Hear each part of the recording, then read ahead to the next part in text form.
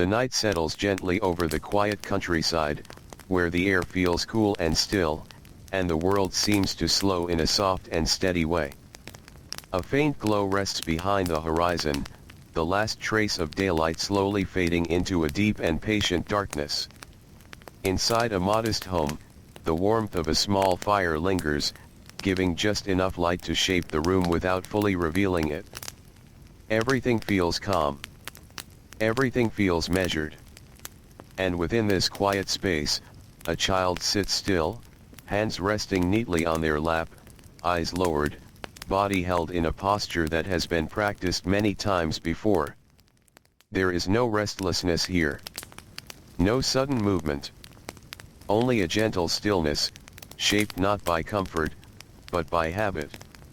In the 1800s, childhood moved differently. It was not filled with open laughter or soft embraces. Instead, it followed a quieter path, one guided by rules, expectations, and a steady sense of order that touched every part of daily life. Affection existed, but it was not freely shown. It lived quietly beneath the surface, often hidden behind discipline, behind structure, behind the belief that children should grow strong rather than soft. And so, the child learns early to be still. To be quiet. To understand the rhythm of a world where feelings are not always spoken, but expectations are always clear. Morning comes slowly. A pale gray light stretches across the small window, gently pushing away the darkness of night. The room begins to take shape again, revealing its simple form. A narrow bed. A wooden chair. A small table with carefully placed items. Nothing is out of place. Nothing is left to chance. The child wakes not with energy, but with awareness. There is no lingering in bed. No turning over for warmth. The day begins when it must begin. Small feet touch the cold floor, and a quiet breath escapes into the still air. The chill is not surprising. It is expected. Clothes are already prepared. Plain. Clean. Folded with care. There is no decision to be made, no moment of choice. Only the simple act of dressing, done in silence, done with precision. Each movement feels familiar. Each step already known. Downstairs, the house breathes slowly. A figure moves near the hearth, tending to the morning fire. The sound is soft wood shifting, embers waking, a quiet crackle that grows just enough to warm the room. The child enters without speaking. There is no greeting. Only presence. A quick glance may pass between them, but words are unnecessary. The day has begun, and that is enough. A seat is taken. Back straight. Hands still. Even in rest, there is discipline. Breakfast is simple. A bowl of porridge rests on the table, its warmth rising gently into the cool air. The scent is mild, familiar, something that has been part of many mornings before. A piece of bread sits beside it. Rough. Unadorned. Food is not a place of comfort. It is a necessity. Something to prepare the body for work, for effort, for the steady passing of the day. The child eats carefully. No rushing. No distraction. Each movement is controlled, shaped by rules that have been learned over time. There is no spilling. No speaking. No reaching without permission. These small actions carry weight. They are lessons. And those lessons are repeated, day after day, until they become part of who the child is. Outside, the morning air feels cool against the skin. The sky is pale, the sun still low, casting a soft light across the land. The fields stretch outward, wide and quiet, touched by a thin layer of dew that glistens faintly. The child steps into this space not to play, but to work. There are tasks waiting. Always tasks. A bucket is lifted. Water is drawn. Steps are taken carefully, balancing the weight, moving slowly across uneven ground. It is not easy work. But it is expected work. An expectation, repeated often, becomes something steady, something unquestioned. There is little instruction given each day. Because instruction has already been learned. The body remembers what to do. The hands know their place. And the child moves through each task with a quiet focus, guided by habit more than thought. In this world, discipline is not always loud. It does not always come with harsh words. Sometimes, it exists simply in repetition. In the way things are always done. In the way they must be done again. Hours pass without notice. The sun rises higher, and the air grows warmer. The sounds of the day remain soft, the rustle of leaves, the distant call of birds, the gentle rhythm of work being carried out. There is no rush to finish. But there is no pause either. The pace remains steady. Unchanging. And within that steady pace, the child learns something deeper than skill. They learn control. They learn patience. They learn how to exist within a structure that does not bend. Inside the home, time moves quietly. Shadows shift along the walls as the light changes, marking the slow passage of the day. The fire is tended again, not out of comfort, but necessity. Everything has its purpose. Everything has its place. And the child understands this, not through explanation, but through experience. Through repetition. Through the quiet understanding that life follows a certain order. Afternoon brings a gentle tiredness. The body begins to feel the weight of the day, but the work continues. There is no complaint. No outward sign of fatigue. Only the steady continuation of what has already begun. In this way, endurance is built. Not through challenge, but through constancy. Affection, when it appears, is subtle. It is not spoken. It is not shown openly. But it is there, in quiet forms. A bowl filled just a little more. A blanket adjusted carefully at night. A pause before a task is given, allowing a brief moment of rest. These are small things. Easy to miss. But they carry meaning. Because in a world shaped by discipline, even the smallest gesture of care holds quiet weight. As the day begins to fade, the light softens once more. The sky turns pale again, then slowly deepens into shades of evening.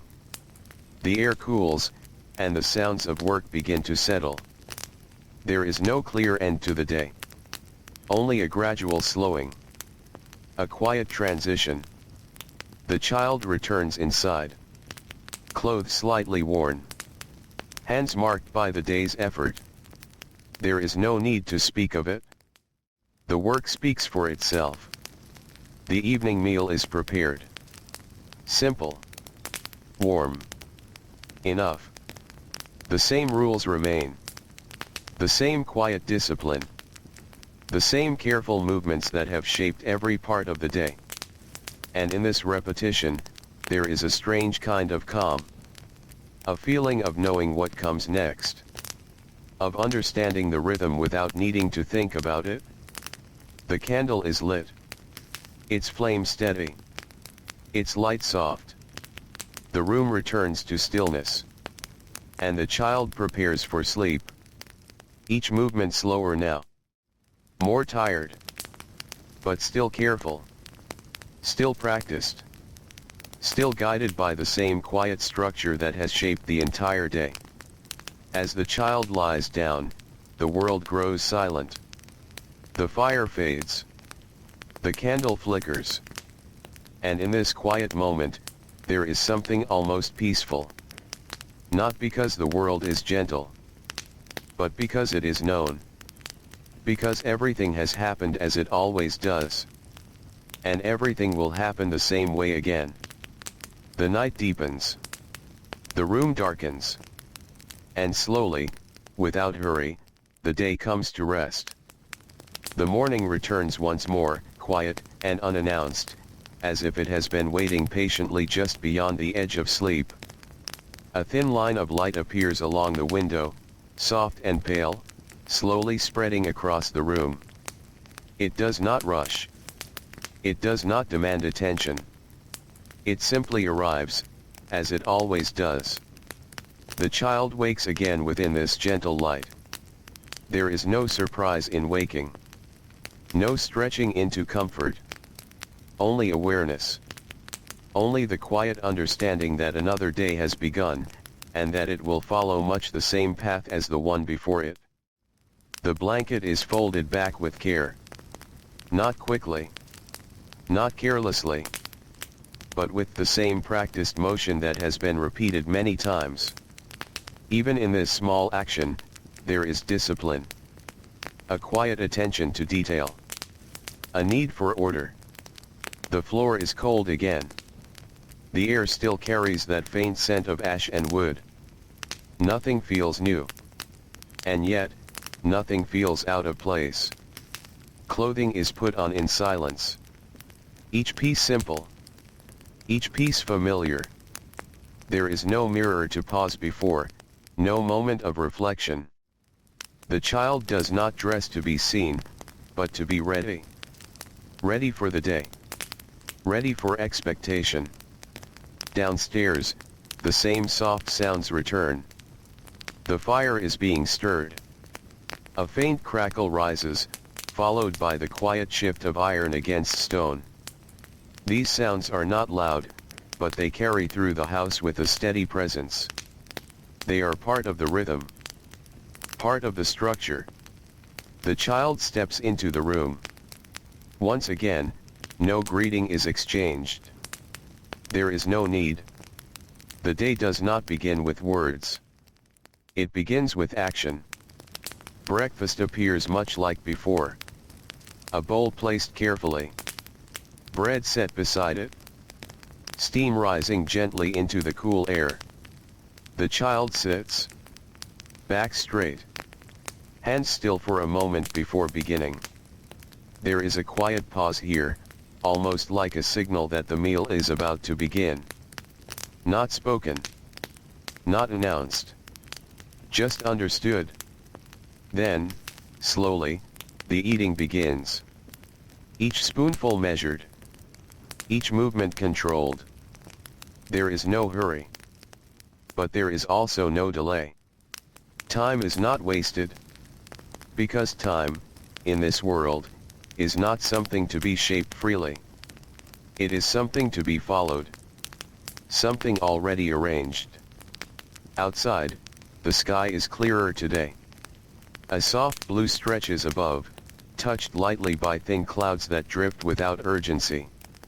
The ground is still cool, though the promise of warmth rests quietly in the rising sun. The child steps into this open space once more. But again, this space is not for wandering. Not for play. It is for purpose. A tool is lifted.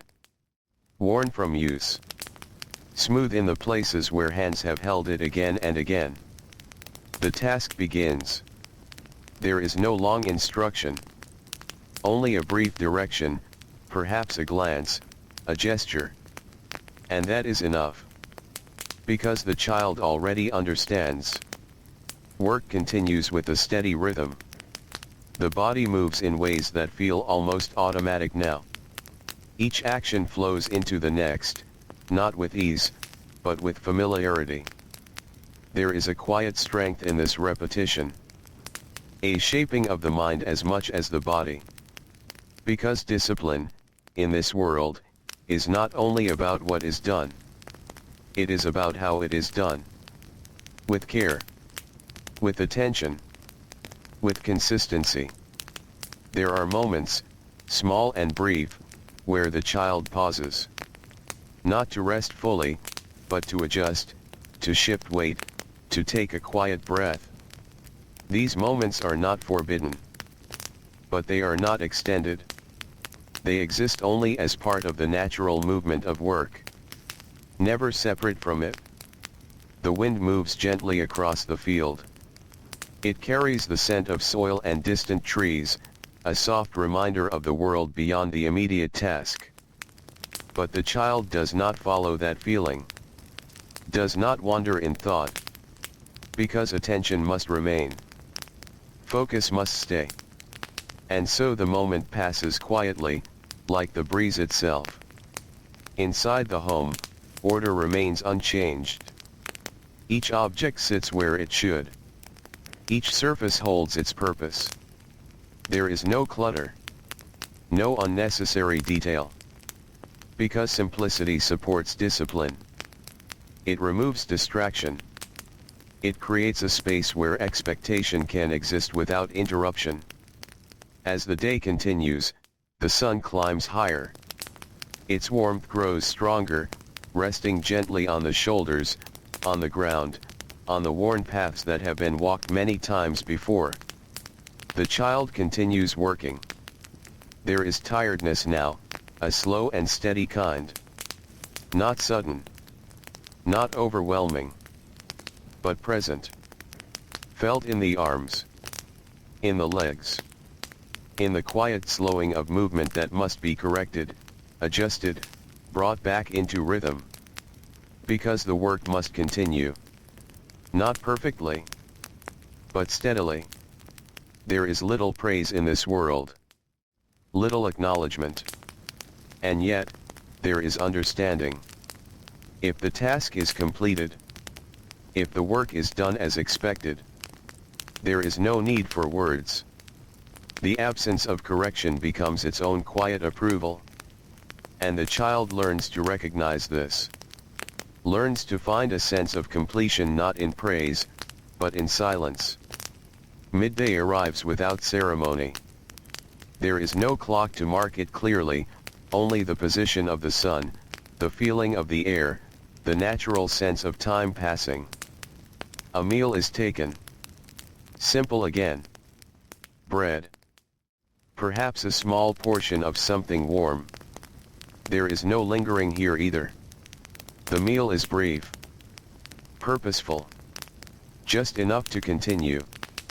The child sits quietly while eating. The same posture. The same care. The same attention to every small movement. Even now, even in this pause, discipline remains. Because discipline is not something that begins and ends. It is constant.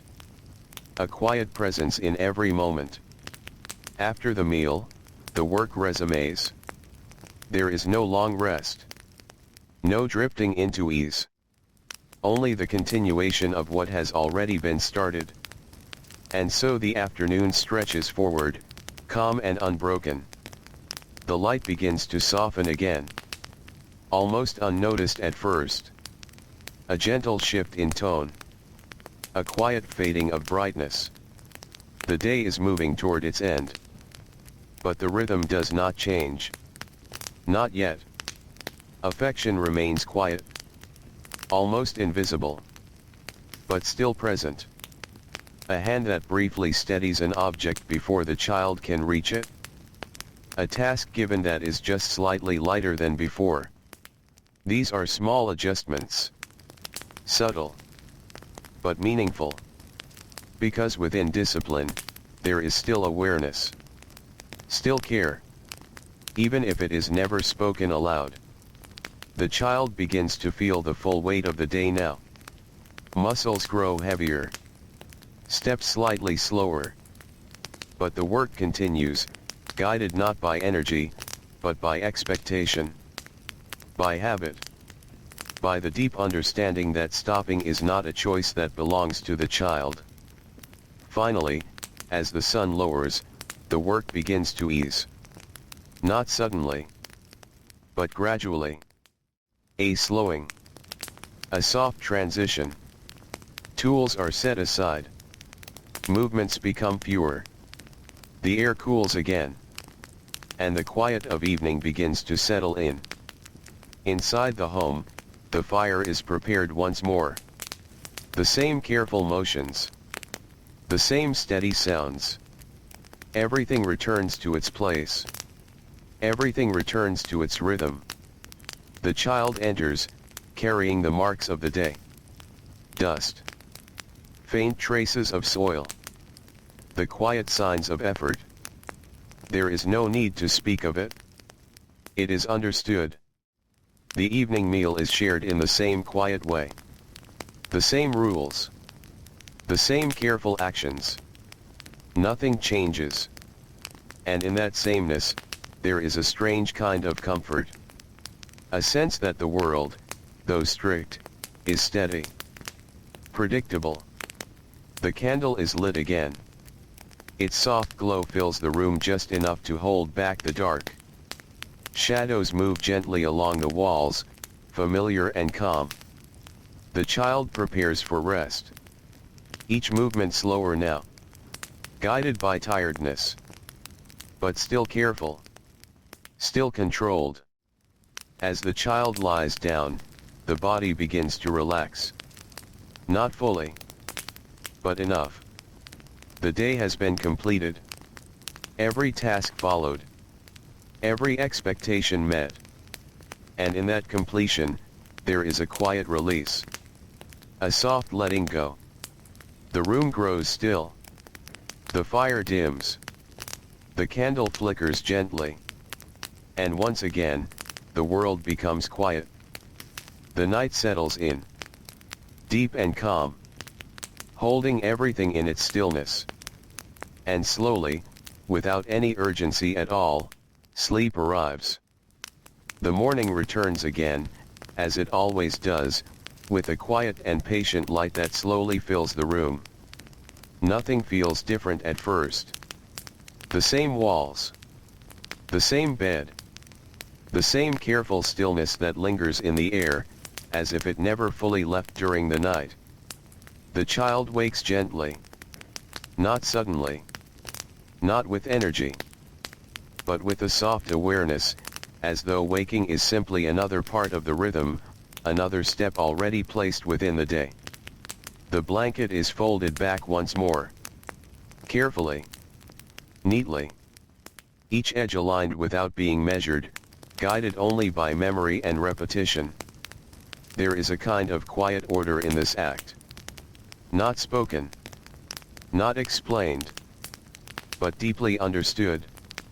In homes like this, across many places during the 1800s, mornings followed a similar pattern. Not identical in every detail, but shaped by the same ideas. The belief that children should be guided early. That they should learn structure before softness. That discipline, steady and consistent, would prepare them for a life that required endurance.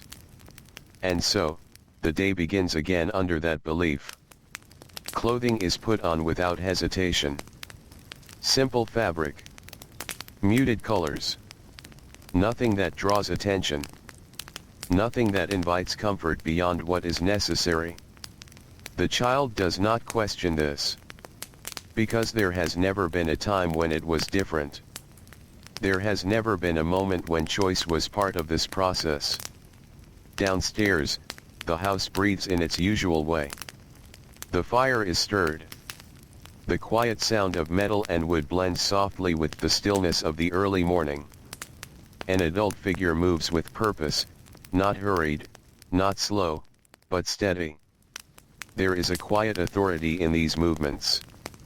Not loud. Not forceful. But certain. The kind of certainty that shapes a household without needing to announce itself. The child enters. Once again, no greeting. No embrace. No words of comfort. Only presence. Only the shared understanding that the day is beginning. And that it will follow its expected course. Breakfast is prepared. The same as before. Warm, but plain. Enough, but not abundant. There is a quiet discipline even in how the food is placed. Centered. Balanced. Everything has its position. The child sits. Back straight. Hands still. There is a moment of waiting, as always. A pause that carries meaning, though it is never explained. Then, slowly, the meal begins. In this small, quiet scene, something deeper is taking shape. Not just a routine. Not just a habit. But a way of understanding the world. A way of learning that life moves according to rules that are already set. That comfort is not something to be expected. That affection, while present in quiet ways, is not something to rely on. This idea does not come suddenly. It forms slowly. Day by day. Moment by moment. Each repeated action reinforces it. Each silent meal. Each careful movement. Each expectation met without question. And over time, the child begins to carry this structure within themselves. Not just in behavior, but in thought. Outside, the morning air is slightly warmer today. The seasons are shifting. Almost unnoticed. A subtle change in the way the light rests on the ground, in the way the breeze moves through the trees. The child steps into this changing world. But the tasks remain the same. Because while nature shifts, the structure of daily life does not. A tool is lifted again. Hands settle into familiar positions. The body begins its work without needing direction. There is a quiet efficiency now.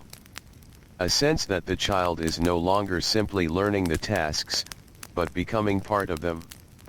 Blending into the rhythm. Becoming one with the expectation. It is here, in these quiet hours of repeated work, that discipline begins to replace something else. Something softer. Something less structured. The natural impulse for play. For wandering. For unshaped time. These impulses do not disappear completely. But they are gently set aside again and again. Until they grow faint. Until they no longer rise as strongly as they once might have. There are moments when the child pauses. When the eyes lift briefly toward the distance. Toward the open space beyond the task. In those moments, something quiet stirs. A sense of curiosity. A soft pull towards something undefined. But it does not last. Because the next movement calls. The next expectation returns. And attention shifts back, once more, to what must be done. In many homes of this time, this pattern was not seen as harsh. It was seen as necessary. As preparation. As guidance. The world beyond the home was not gentle. It required strength. Endurance. Control. And so, children were shaped to meet that world, not through comfort, but through discipline. Inside the home, this shaping continues in small ways. In posture. In tone. In the quiet correction of even the smallest mistake. A hand placed differently. A movement adjusted. A glance that signals something is not quite right. These corrections are not always spoken. Often, they are understood without words. And because they are constant, they begin to form a quiet pressure. Not loud. Not overwhelming. But always present. The child learns to anticipate this. To adjust before correction is needed. To move carefully. To think ahead. And in doing so, something changes. Affection, which might have once been expressed through ease, through relaxed interaction, becomes less visible. Less central. Because the focus is now on doing things correctly. On maintaining order. On meeting expectation. Afternoon arrives slowly. The light grows softer. The body grows more tired. But the rhythm continues. Unbroken. Steady. There is a calm in this, but it is not a soft calm. It is a structured calm. A calm that comes from knowing exactly what is required, and doing it without deviation. There are no surprises. No sudden shifts. Everything moves as it should. And in that predictability, the child finds a kind of quiet understanding. Even if it is not comfort in the way we might think of it. It is something steady. Something reliable. As the day begins to fade, the tasks become fewer. Not because they are finished early, but because the day itself is closing. The sun lowers. The air cools. And the work begins to ease. Inside the home, the same patterns return. The fire is tended. The space is arranged. Everything falls back into its place. There is no disorder. No lingering mess. Because order is not just preferred. It is expected. The child returns inside. Movements slower now. Marked by the quiet fatigue of the day. There is no complaint. No expression of exhaustion. Only continuation. Only the next step. The evening meal is shared. Once again, in silence. Once again, with care. Each action deliberate. Each movement controlled. Even now, even at the end of the day, discipline remains. Because it does not fade with tiredness. It does not soften with time. It remains constant. A quiet presence from morning until night. And yet, within this structure, something else still exists. Something small. Something gentle. A brief moment where the adult pauses before removing a dish, allowing the child an extra second of rest. A glance that lingers just slightly longer than necessary. These moments are easy to miss. But they are there. Hidden within the structure. Quietly reminding that affection has not disappeared. It has only changed. The candle is lit once more. Its flame steady and soft. The room fills with its gentle glow. And the day begins to close. The child prepares for sleep. Movements slow. Careful. Familiar. Each action repeated as it has been many times before. There is no uncertainty. No hesitation. Only completion. As the child lies down, the body begins to release the weight of the day. Not completely. But enough. The structure remains, even in rest. But it softens, just slightly. Allowing sleep to arrive. The room grows quiet again. The fire fades. The candle flickers. And outside, the world settles into stillness. In this stillness, the pattern holds. The same day, repeated. The same expectations, carried forward. And slowly, over time, something shifts. Not suddenly. Not visibly. But steadily. Discipline becomes not just something the child follows. But something the child becomes. And affection, though still present, continues to move quietly into the background. The night deepens. The air cools. And once again, the world rests. Calm. Still. Unchanging. The morning arrives again, quiet and steady, as if it has never truly left. A thin gray light rests along the edges of the window, slowly spreading across the room. The air feels still, holding the soft coolness of the night. The child wakes within this familiar silence. There is no hesitation. No pause to linger in comfort. The rhythm of the days has already taken root, and waking has become just another part of that quiet pattern. The blanket is folded back with care. Each movement gentle, measured, practiced. There is no need to think about it anymore. The body remembers. The hands move without uncertainty, guided by repetition that has been built over time. In many places during the 1800s, as homes followed this steady pattern of discipline, another place began to shape childhood just as deeply. The school. It was not always a large building. Sometimes it was a single room. Simple. Plain. Often made of wood, with narrow windows that allowed in just enough light to see by. Inside, the air carried the faint scent of chalk, of worn desks, of paper handled many times. Everything inside this space was arranged with purpose. Desks placed in straight lines. A single larger desk at the front. A board fixed to the wall. There was no softness here. No decoration meant to comfort. Only order. Only structure.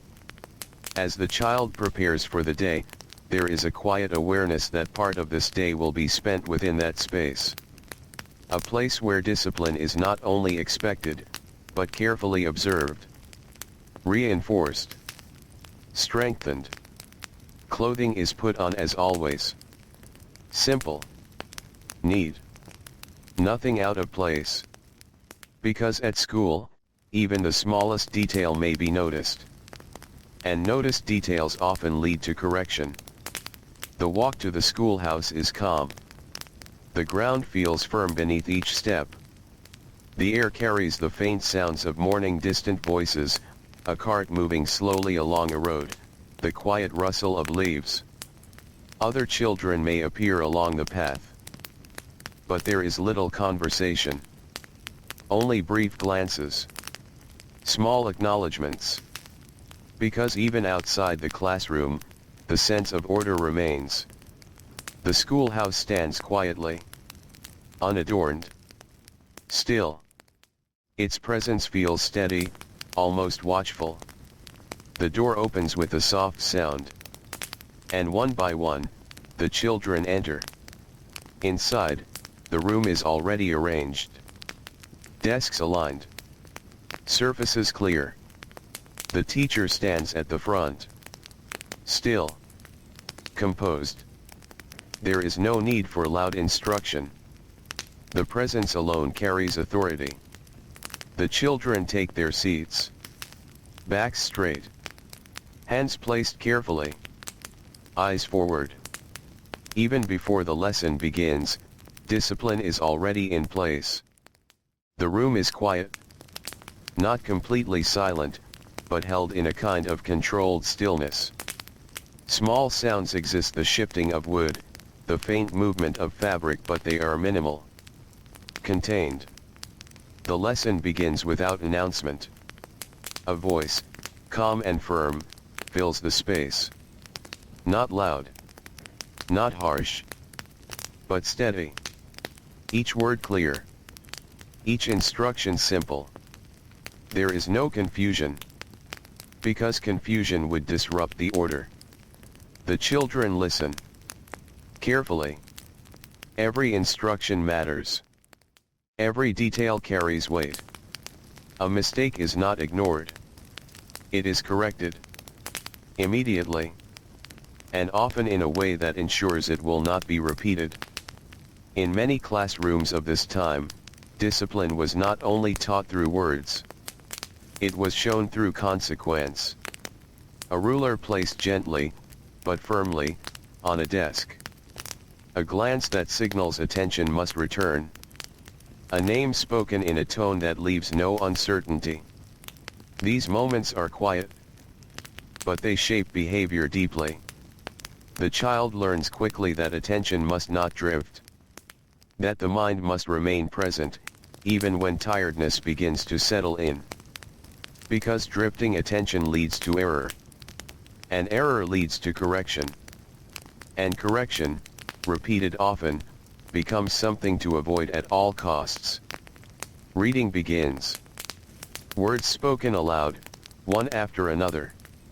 Carefully. Slowly. Each child taking their turn. There is no rushing. But there is also no pause beyond what is necessary. The rhythm is controlled. Guided by the teacher's steady presence. Writing follows. Hands move across paper. Letters formed with care. Each line watched. Each mistake noticed. Even the smallest deviation is gently brought back into place. Because discipline, here, is not only about behavior. It is about precision, accuracy, consistency. There is little space for imagination. Little room for wandering thought. The purpose of this place is not to explore freely. It is to shape, to guide, to prepare. And preparation, in this world, comes through control. The child sits within this structure. Body still. Mind focused. And slowly, the same pattern from home begins to deepen. The same expectations. The same careful attention. The same quiet pressure to meet every standard. Midday arrives without announcement. The light shifts slightly through the windows. The air warms. A brief pause is given. Not long. Just enough. Food is eaten quietly. The same rules remain. Even here. Even now. Because discipline does not belong to one place. It follows the child everywhere. After the pause, the lesson continues. Numbers. Recitation. Repetition. Each subject carried out with the same steady rhythm. Nothing rushed. Nothing loose. Everything held within clear boundaries. There are moments when a child hesitates. When a word is forgotten. When a number is misplaced. In these moments, correction comes. Sometimes soft. Sometimes firm. But always certain. Because uncertainty has no place here. And so, the child learns not only knowledge, but restraint. Not only skill, but control. The body remains still even when the mind grows tired. The voice remains steady even when uncertainty appears. Because discipline must remain. Always. As the afternoon stretches forward, the room grows quieter. Fatigue settles in. But the structure holds. The teacher's presence remains unchanged. Steady. Observing. Guiding. Finally, as the light begins to soften, the lesson comes to a close. Not suddenly.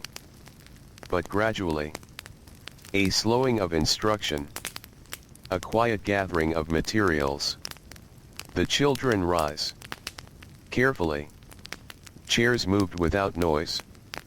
Everything returned to its place.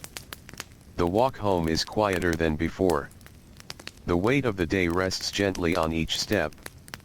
The child carries not only physical tiredness, but the quiet imprint of the classroom. The expectation.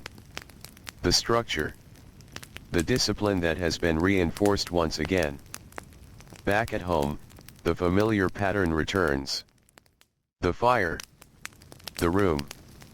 The steady rhythm of evening. Nothing has changed. And yet, something has deepened.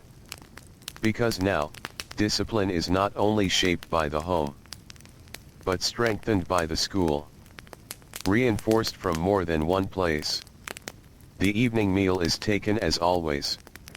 Quiet. Careful. Measured. The same rules. The same expectations. And within this steady repetition, affection becomes even quieter. Even more subtle. Not gone. But gently pushed further into the background. Because structure now fills more space. Expectation now reaches further. and discipline, steady and constant, continues to grow. The candle is lit. The room softens. The day begins to close. The child prepares for rest. Movements slow. Tired. But still careful. Still guided by everything that has been learned. As sleep approaches, the mind does not wander far. It follows the same quiet path. The same structure. Even in rest. And outside, the night settles once more. Calm. Still. Holding everything in its quiet embrace. The pattern continues. Day after day. Lesson after lesson. Until discipline is no longer something taught, but something lived. Something carried within. And slowly, without being noticed, it begins to shape not just behavior, but the very feeling of what childhood is meant to be. The morning returns again, soft and steady, as though it has always been waiting just beyond the quiet edge of sleep. The light moves slowly across the room, touching the small bed, the wooden chair, the simple table that holds only what is needed. Nothing more. Nothing less. The child wakes within this familiar space, where each object has its place, and each moment follows a pattern that rarely changes. There is no confusion in waking. No question of what comes next. Because what comes next has already been learned, repeated, and settled deeply into the rhythm of daily life. The blanket is folded back. Carefully. Neatly. As it has been done many times before. In homes across the 1800s, this quiet order was not accidental. It was shaped by belief. A belief that children were not simply growing, but being formed. Guided. Corrected. Prepared. And within that belief, discipline was seen as something necessary, something protective, something that would shape a child into a proper and capable adult. Clothing is put on in silence. Each piece plain. Each movement practiced. There is no delay, no wandering. Only the quiet continuation of what has always been done. Downstairs, the house begins its slow awakening. The fire is stirred. A faint warmth begins to rise. And within this warmth, there is a presence that feels steady, controlled, and certain. The child enters the room. Once again, there are no soft greetings. No warm embrace to begin the day. Only acknowledgement. A quiet understanding that the day has begun, and that it will unfold as it should. Breakfast is prepared. Simple. Measured. Enough. The child sits, back straight, hands resting briefly before the meal begins. There is a pause here. A small moment that carries meaning. And in many homes of this time, this pause was shaped by something deeper. By religion. Before eating, there may be a quiet moment of prayer. Head slightly lowered. Words spoken softly, or sometimes not spoken at all, but understood. This moment is not filled with emotion, but with intention. It reminds the child that life is guided by something beyond the immediate world. That behavior, actions, even thoughts, are observed not only by those within the home, but by a higher presence. And within this belief, discipline takes on an even stronger meaning. It becomes not just a rule of the household, but a moral expectation. The meal begins. The same careful movements. The same quiet attention. Because now, even small actions carry a sense of right and wrong. Not just proper or improper, but moral and immoral. And this deepens the structure that surrounds the child. Outside, the day unfolds as it always does. The air carries a gentle coolness. The sky stretches wide and pale. The tasks wait, steady and unchanged. But beneath these familiar patterns, there is a deeper layer shaping everything. A quiet understanding that behavior must be controlled, not only for order, but for character. In many families, affection was not absent because it was unwanted. It was restrained because it was believed that too much softness could lead to weakness. That a child who was comforted too easily might struggle in a world that offered little comfort in return. And so, care was shown differently. Not through frequent touch or open warmth, but through guidance. Through correction. Through the careful shaping of habits. The child moves through the day's tasks with this quiet structure in place. Each action feels familiar, but also purposeful. Because now, every action is tied to something larger. A sense of responsibility. A sense of being watched, not only by others, but by something unseen. There are moments when the child makes a small mistake. A tool placed incorrectly.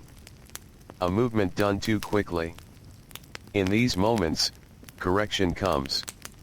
Not always harsh, but firm, clear, and often accompanied by a quiet reminder of what is expected.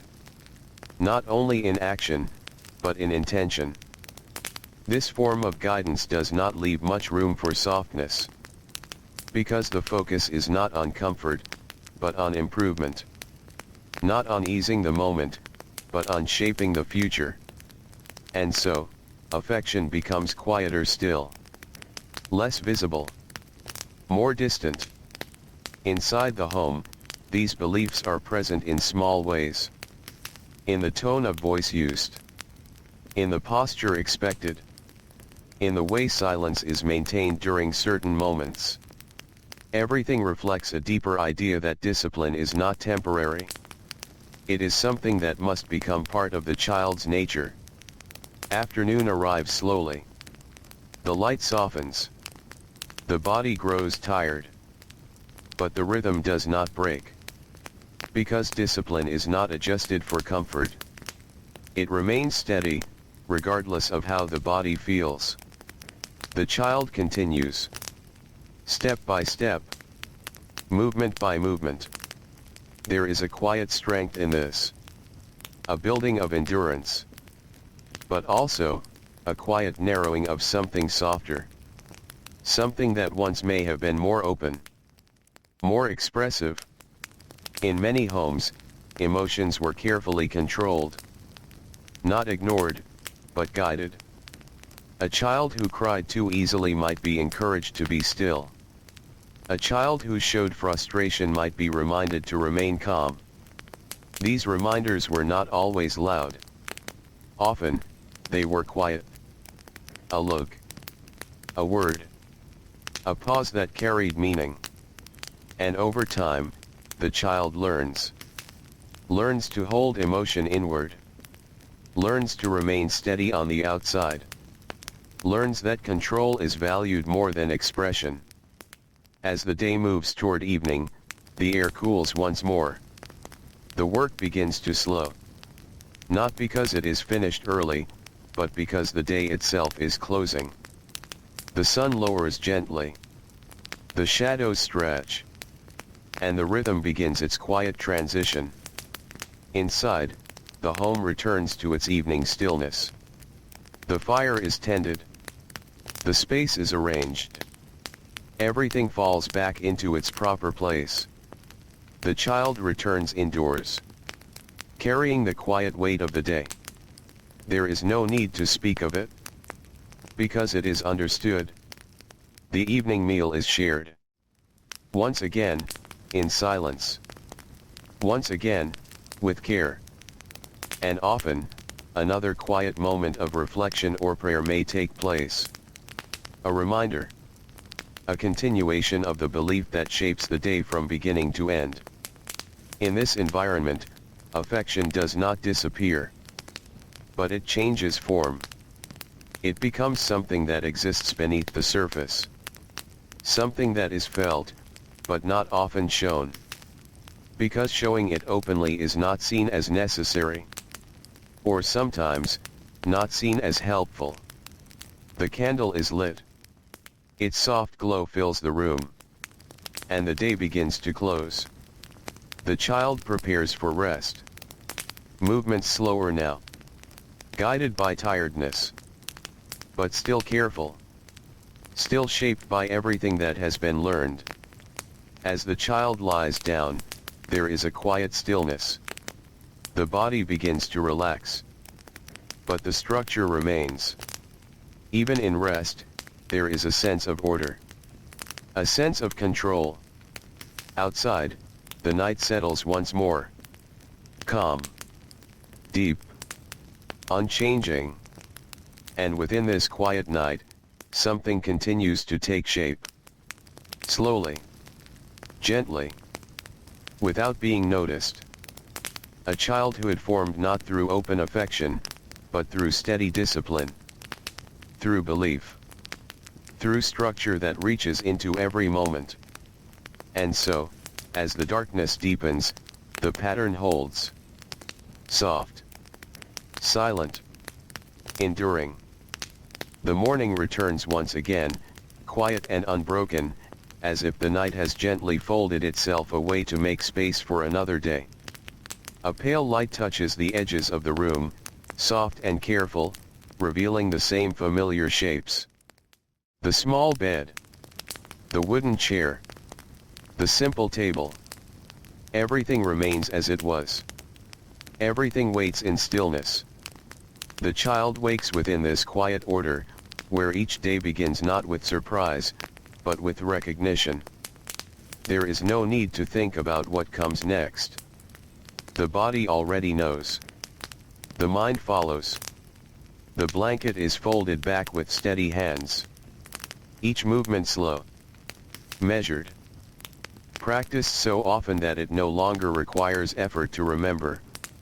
In many homes during the 1800s, as discipline shaped the structure of daily life, another element quietly strengthened its place. Correction through consequence. Not always loud. Not always severe. But present enough that it became part of how children understood the world around them. Clothing is put on as always. Simple. Neat. Nothing out of place. The child moves with care, aware that even small details can draw attention. And attention, when focused on a mistake, often leads to correction. Downstairs, the house begins its morning rhythm. The fire is stirred. The same soft sounds fill the space. Nothing feels different. And yet, beneath this calm surface, there is an understanding that mistakes carry weight. That actions have results. That behavior is shaped not only by expectation, but by what follows when expectations are not met. The child enters the room. Takes a seat. Back straight. Hands still. Breakfast is placed on the table. Warm. Simple. Enough. There is a pause, as always. A quiet moment before the meal begins. Then, slowly, the child eats. Each movement careful. Each action controlled. Because even here, even in something as simple as eating, there are rules. And breaking those rules brings attention. Outside, the air feels slightly cooler today. A faint wind moves across the open land, carrying with it a quiet sense of change. But the tasks remain the same. Unchanged. Waiting. The child steps into this space once more, ready to continue what has already been started many times before. A bucket is lifted. Water drawn. Steps taken slowly to avoid spilling. Each action requires focus. Because a mistake, even a small one, is not simply overlooked. It is noticed.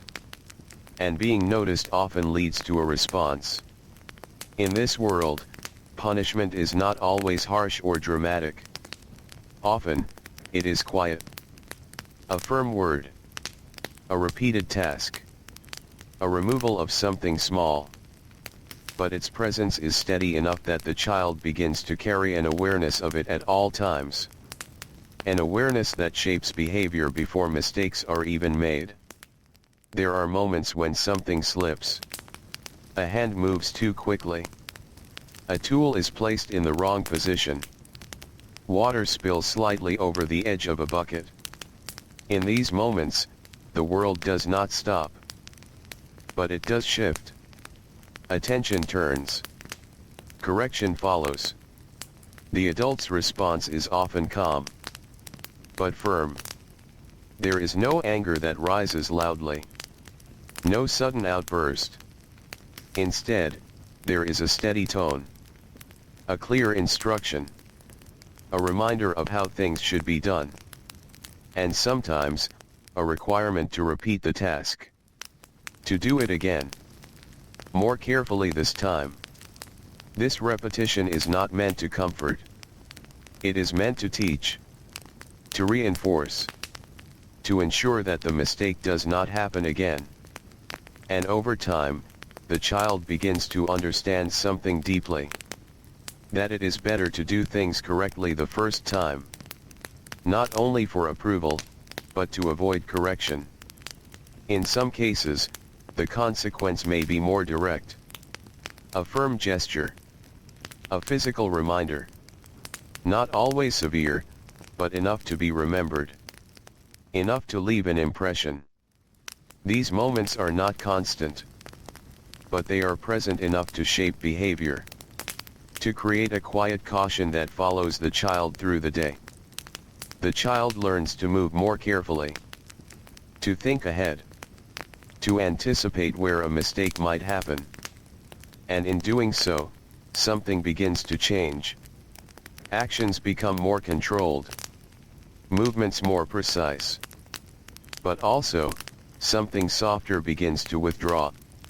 Something that once might have allowed for ease. For relaxed movement. For small, harmless errors. Afternoon arrives slowly. The sun climbs. The air warms. But the rhythm remains steady. The work continues. Unbroken. Guided by the same quiet structure. Inside the home, this pattern continues. Even the smallest actions are shaped by expectation. A door closed gently. A chair moved without sound. A tool returned to its exact place. Each detail matters. Because each detail reflects discipline. There is little space for emotional expression in these moments. If the child feels frustration, it is held inward. If there is tiredness, it is carried quietly. Because outward expression does not change the expectation. It does not lessen the task. And so, the child learns to remain steady on the outside. Even when something stirs within. In schools, this pattern is often even more defined. Mistakes are corrected quickly. Sometimes publicly. A word spoken clearly. A pause that draws attention. The lesson continues, but the moment leaves its mark. The child learns to avoid these moments. To remain focused. To keep attention steady. Because attention is the path to avoiding correction. This form of learning creates a quiet awareness. Not loud. Not overwhelming. But always present. A sense that each action matters. That each movement is observed. That each mistake has a place within a larger system of response. And so, discipline grows stronger. Not only through instruction, but through consequence. Through the steady link between action and result. As the day moves toward evening, the body begins to feel the weight of effort. Muscles grow tired. Movements slow. But the structure remains. The rhythm does not break. The work continues until it is time to stop. Not before. Not later. Exactly when it should. Inside, the home returns to its evening calm. The fire is lit. The space is arranged. Everything falls back into order. The child returns. Quiet. Tired. Carrying the small impressions of the day. The moments of correction. The awareness of what must be done differently tomorrow. The evening meal is shared in silence. The same careful actions. The same steady pace. Nothing changes. Because consistency is part of the lesson. And within this consistency, affection remains quiet. Even more distant now. Not gone.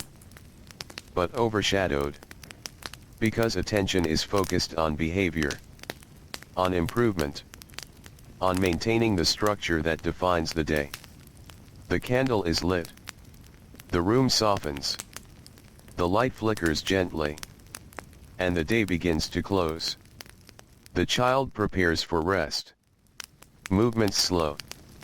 Careful. Still guided by everything that has been learned. As the child lies down, there is a quiet stillness. The body relaxes slightly. But the awareness remains. A quiet understanding of what is expected when morning returns. Outside, the night settles in once more. Calm. Deep. Unchanging. And within this stillness, something continues to form. A way of thinking.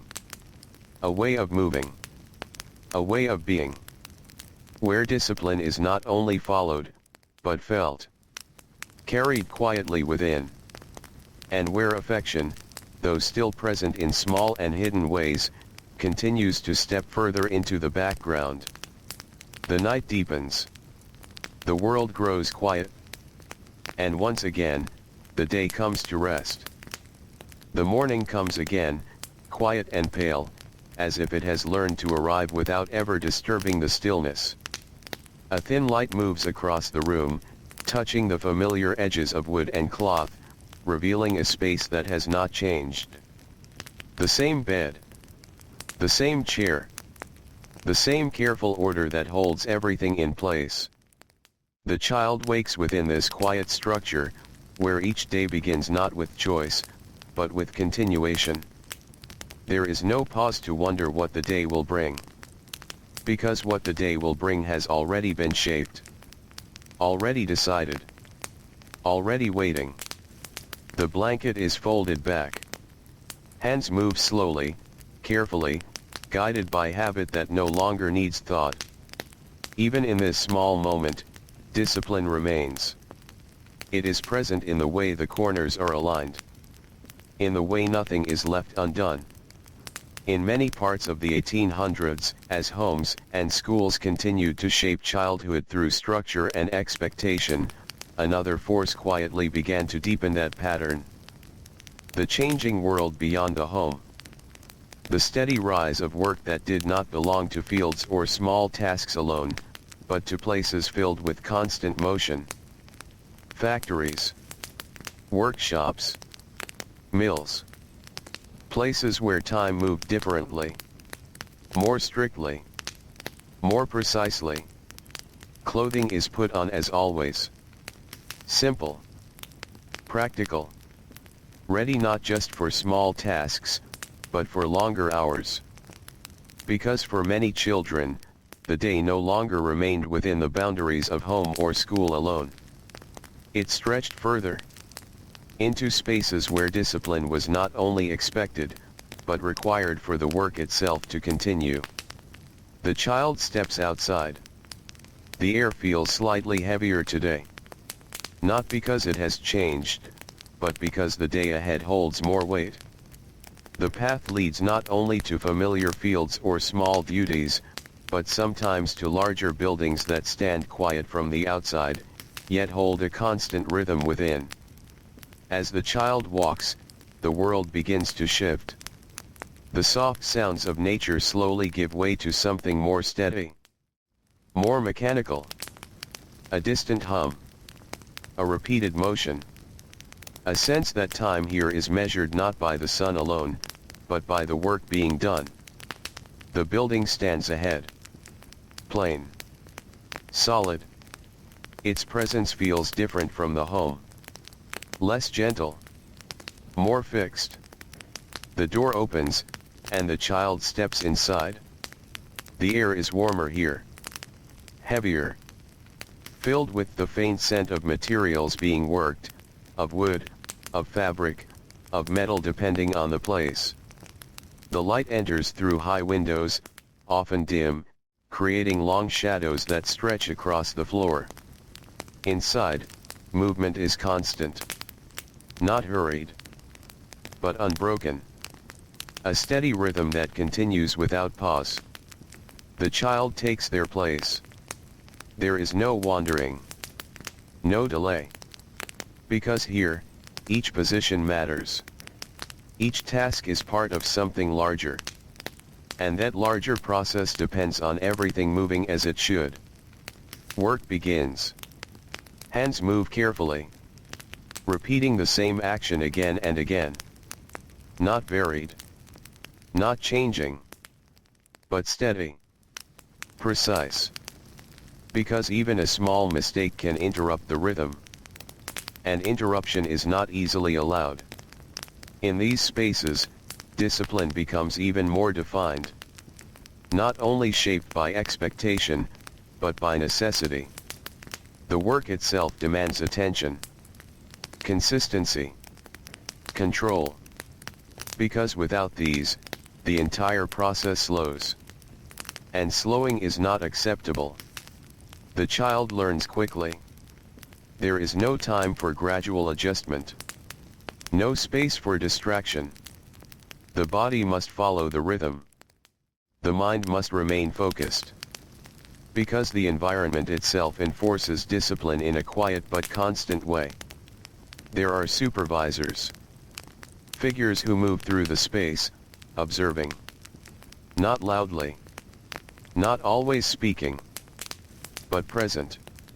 Their presence alone carries weight. A reminder that each movement is seen. Each task must be done correctly. Mistakes are noticed. Sometimes immediately. A pause in the rhythm. A small disruption. And correction follows. Often quickly. Sometimes firmly. Because the work must continue. Without delay. In this environment, there is little room for softness. Little space for the quiet forms of affection that may still exist at home. Because here, the focus is entirely on output. On completion. On maintaining the steady movement of the day. Hours pass in repetition. The same motion. Again and again. The body begins to move almost without thought. But the mind must remain present. Because even within repetition, attention is required. Fatigue comes. Slowly. Settling into the arms. Into the back. Into the quiet rhythm of breathing. But the work does not stop. It continues. Because stopping is not part of the structure. For many children, this becomes a regular part of life. Not unusual. Not temporary. But expected. A continuation of the same discipline learned at home and reinforced at school. Now expanded into the wider world. And within this expansion, something shifts further. Affection, already quiet, becomes even more distant. Not because it is gone. But because there is less space for it to appear. Less time. Less opportunity. The day is filled with task after task. Moment after moment of controlled movement. There are brief pauses. Short breaks. But even these are structured. Limited. Measured. There is no wandering during these moments. No drifting away from the pattern. Only a brief rest before returning once again. The child sits quietly during these pauses. Breathing steady. Body still. There may be other children nearby, but conversation is minimal. Energy is conserved. Focus remains. Then, once again, the work resumes. The same motion.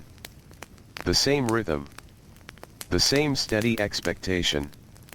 As the day moves toward evening, the light changes, softening slightly as it enters through the windows. But inside, the rhythm remains unchanged. Because here, time is not guided by the sky alone. It is guided by the work itself. Finally, the day begins to close. Not suddenly, but gradually. The motion slow. The tasks come to an end. One by one. The child steps outside. The air feels cooler now. Lighter. The sounds of the outside world return: wind, distant voices, the quiet movement of evening. There is a contrast here. A shift from the steady intensity of the work to the softer rhythm of the outside.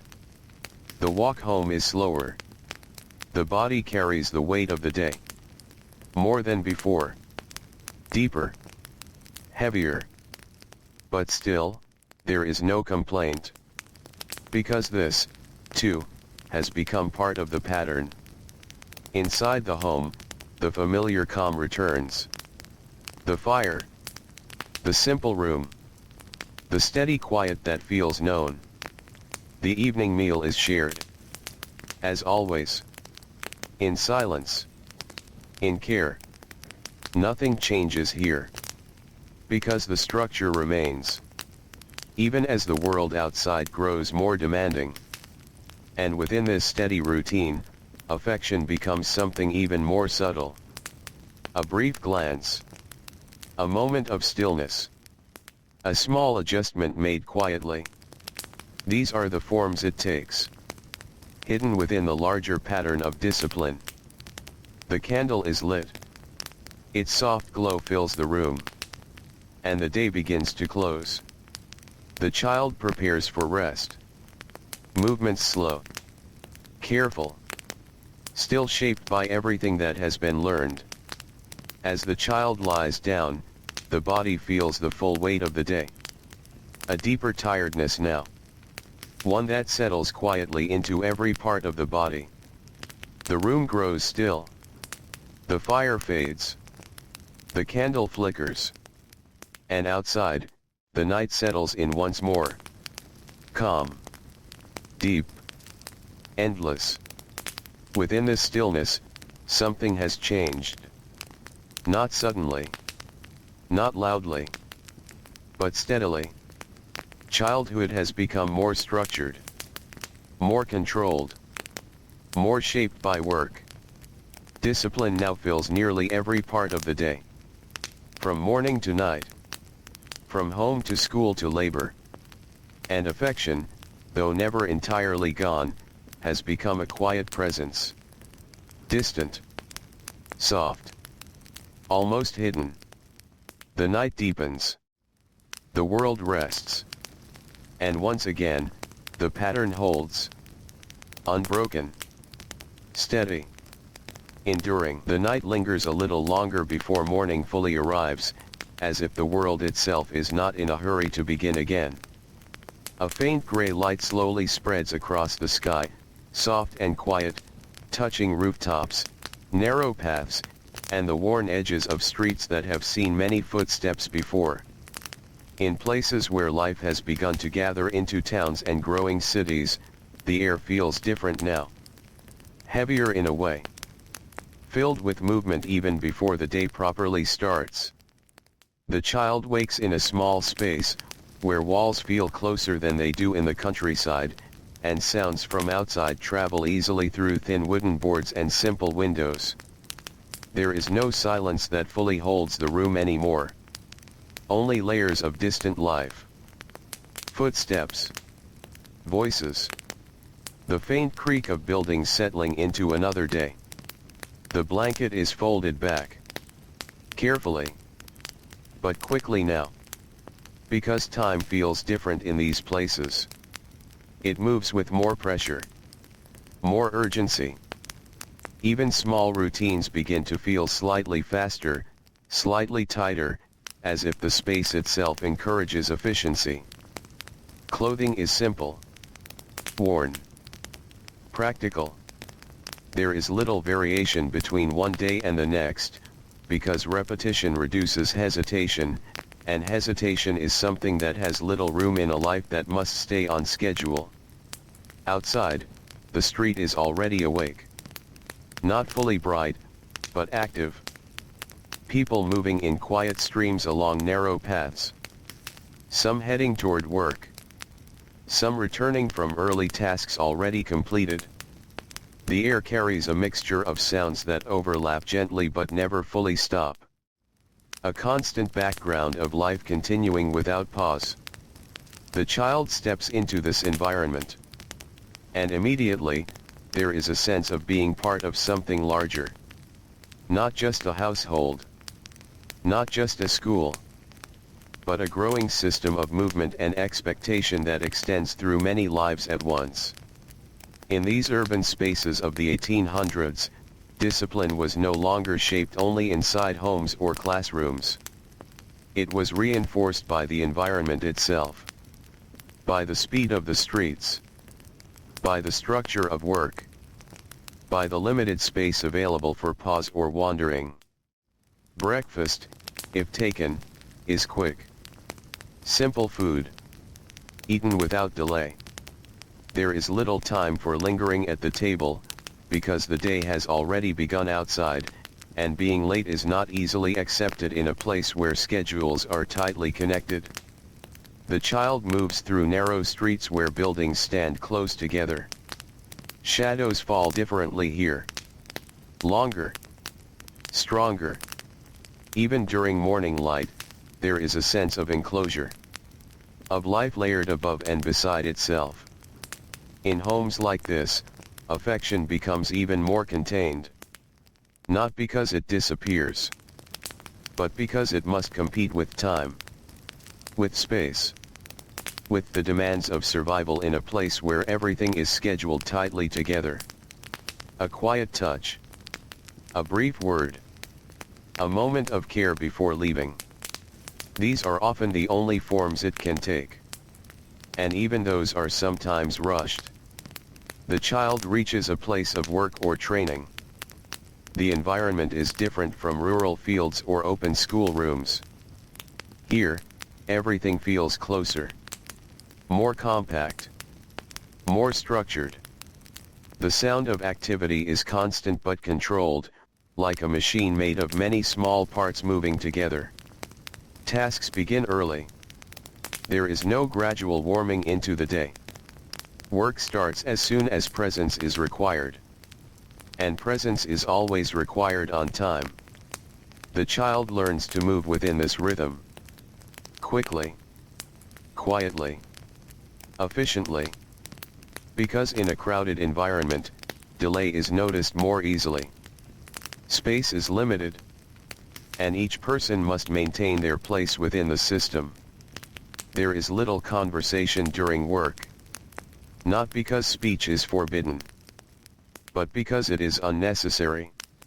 The focus is on continuation, on keeping pace, on maintaining steady output without interruption. Supervision exists here too, though it feels different. Less distant than in rural workshops. More immediate. Because space is smaller. Movement is closer. And observation is constant, even when not directly expressed. Mistakes are corrected quickly. Not always harshly. But without delay. Because delay affects everyone. And in a shared system, one small disruption can ripple outward more than expected. The child begins to understand this environment in a different way. Discipline here is not only about behavior. It is about fitting into a shared rhythm. About moving without breaking flow. About becoming part of a larger structure that depends on consistency. Time passes in a steady stream. There is no wide open space between tasks. One action follows another closely, like steps placed carefully in a narrow path. Tiredness appears earlier in the day now. Not because the work is necessarily heavier, but because the environment itself holds less room for restfulness. Everything is close. Everything is active. Everything continues. Small pauses exist, but they are brief. A moment to sit. A moment to breathe. A moment to gather attention again before returning to motion. Even rest feels structured here, defined by limits. Outside the building, the city continues to move. Carriages pass. Footsteps overlap. Voices rise and fall in distant patterns. There is a constant sense that nothing is ever fully still. Even when a moment pauses, the world around it does not. As afternoon approaches, the light shifts again, filtering through narrow openings, casting patterns across walls and surfaces that change slightly with each passing hour. The child continues working. Not resisting. Not questioning. Simply following the established rhythm. Inside many homes, evenings in such environments are quieter than before. Not because life is peaceful, but because energy has already been spent elsewhere. The day outside takes much of what is available, and what remains returns home more subdued. The child eventually leaves the place of work, stepping back into the street, where the air feels slightly different again. Less structured, more open, but still guided by movement. Still shaped by the city's constant flow. The walk home is slow. Not in resistance, but in release. The body adjusts from one rhythm to another. From structure to smaller structure. From public expectation to private order. Inside the home, the familiar quiet returns.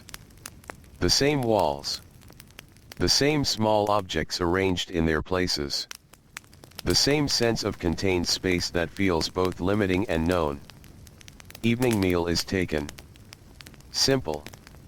Warm. Quiet. There is little energy left for long interaction. So silence becomes natural. Not forced. Just present. In this silence, affection is still there. But it has become even more subtle. A bowl placed slightly closer. A blanket adjusted without comment. A brief moment of rest allowed before speaking again. It exists in small gestures that do not interrupt the structure of the day. The candle is lit. And the room softens again. Shadows move gently along the walls, familiar and calm. The child prepares for sleep. Movements slow. Deeply familiar. The day settles into memory not as separate events, but as one continuous flow. As the child lies down, there is exhaustion, but also familiarity. Because everything today followed a known pattern. Even the crowded world outside. Even the steady pressure of time. The room grows still. The city continues beyond the walls. But here, the space quiets. And the night begins its slow return. In this stillness, something becomes clearer. Discipline is no longer just a lesson. Not just a rule. Not just a correction. It has become a rhythm that stretches across homes, schools, workplaces, and streets. A rhythm that shapes childhood without needing to announce itself. And affection, though still present in quiet corners of life, continues to move gently into the background. Not erased, but softened.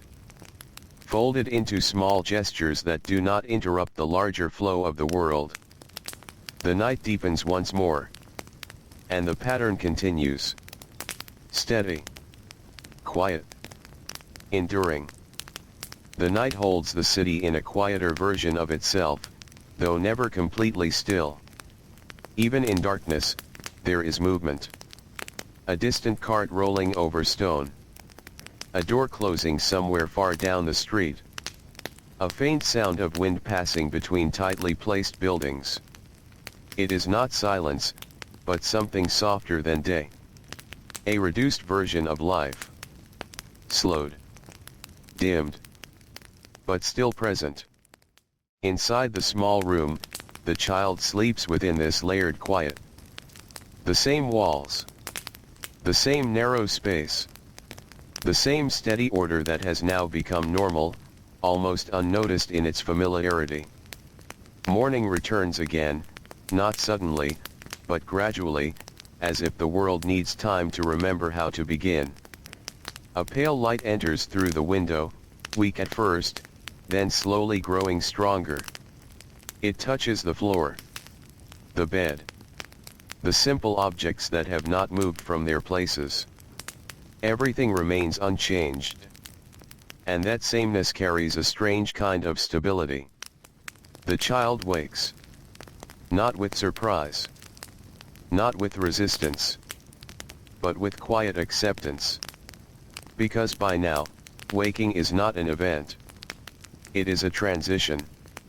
A step from one structured space into another. The body moves first. The mind follows later.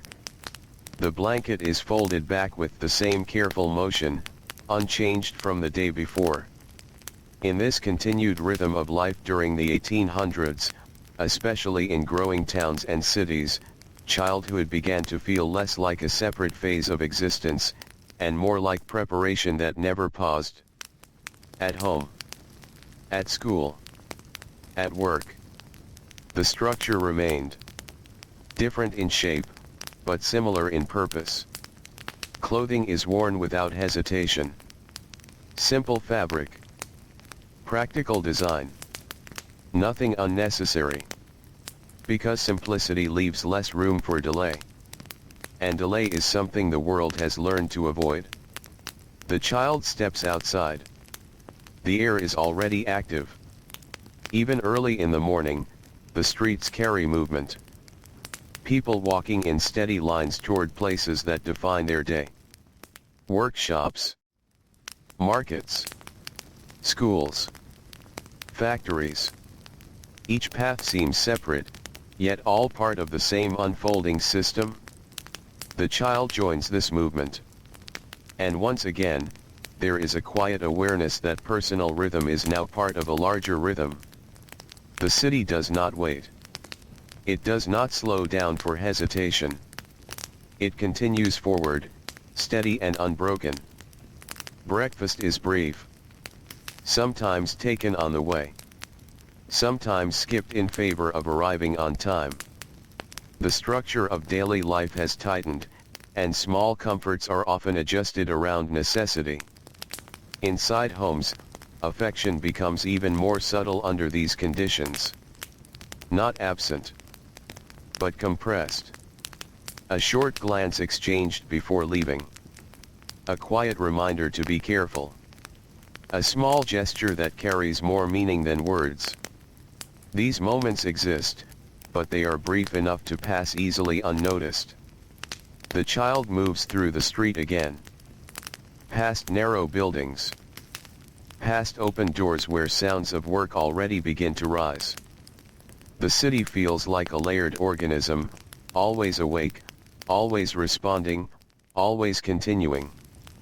At the place of work or learning, the day begins quickly.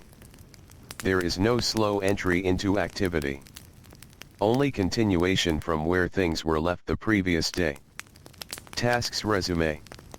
Rhythm returns. Expectation remains steady. The child understands the pattern now without needing explanation. Move correctly. Stay attentive. Avoid interruption. Follow the structure already in place. And in this understanding, discipline no longer feels external. It begins to feel internal. Not something applied from outside, but something carried within. A quiet sense of alignment with everything around. Hours pass in steady motion. Not marked by variety, but by repetition. The same actions. The same expectations. The same controlled flow of time. Fatigue becomes familiar. Not sudden, but gradual. A constant companion that sits beneath movement without stopping it. The body adjusts. The mind adjusts. Because adjustment is required to continue. There are moments of brief stillness. Short pauses where everything slows slightly. But even these pauses feel structured. Defined. Limited. They do not open into freedom. They simply reset the rhythm. Outside, the city remains active. Always shifting. Always moving. Even when individual moments feel still, the larger world continues its motion without interruption. As afternoon deepens, light begins to change again. Softening across surfaces. Stretching shadows further along narrow paths and interior walls. The sense of time becomes less about hours, and more about progression. From one stage of activity to the next. Work continues. Without resistance. Without hesitation. The child moves within it like part of a larger system that does not pause for individual pace. And yet, even within this structured repetition, small traces of humanity remain. A brief moment where someone pauses to adjust another's work slightly. A quiet exchange of understanding between those who share the same space. A short gesture that does not interrupt the flow, but exists within it. These moments are not labeled as affection. Not spoken of. But they are present. Quiet. Subtle. Almost hidden beneath the larger structure of discipline. As evening approaches again, the pace begins to slow. Not dramatically, but gradually. Like a tide lowering without sound. Tasks reach their natural end. Movements become fewer. The structure of the day closes in its familiar way. The child leaves the place of work. Stepping back into the streets where light is fading. Where shadows grow longer. Where the sound of the city shifts into a softer version of itself. The walk home is quiet. Not empty. But reflective in its own way. The body carries the memory of the day without needing to recall each moment separately. It exists as a whole. A continuous experience of structure and repetition. Inside the home, the familiar calm returns once more. The fire. The small space. The simple arrangement of objects that never seem to change. The evening meal is taken in silence. As before. As always. There is comfort in this predictability, even if it is not spoken aloud. Affection remains present, but quiet. Expressed through routine rather than words. Through presence rather than expression. Through small acts that fit within the structure rather than breaking it. The candle is lit. And the room becomes softer again. Shadows settle. Light flickers gently across familiar surfaces. The child prepares for sleep. Each movement slow and practiced. Not requiring thought anymore. Only completion. As the child lies down, the body begins to release the weight of the day. Not fully. But enough to allow rest. Enough to allow stillness. The world outside continues its quiet motion. But here, within this small space, everything slows again. Everything settles. And in that settling, something continues to deepen.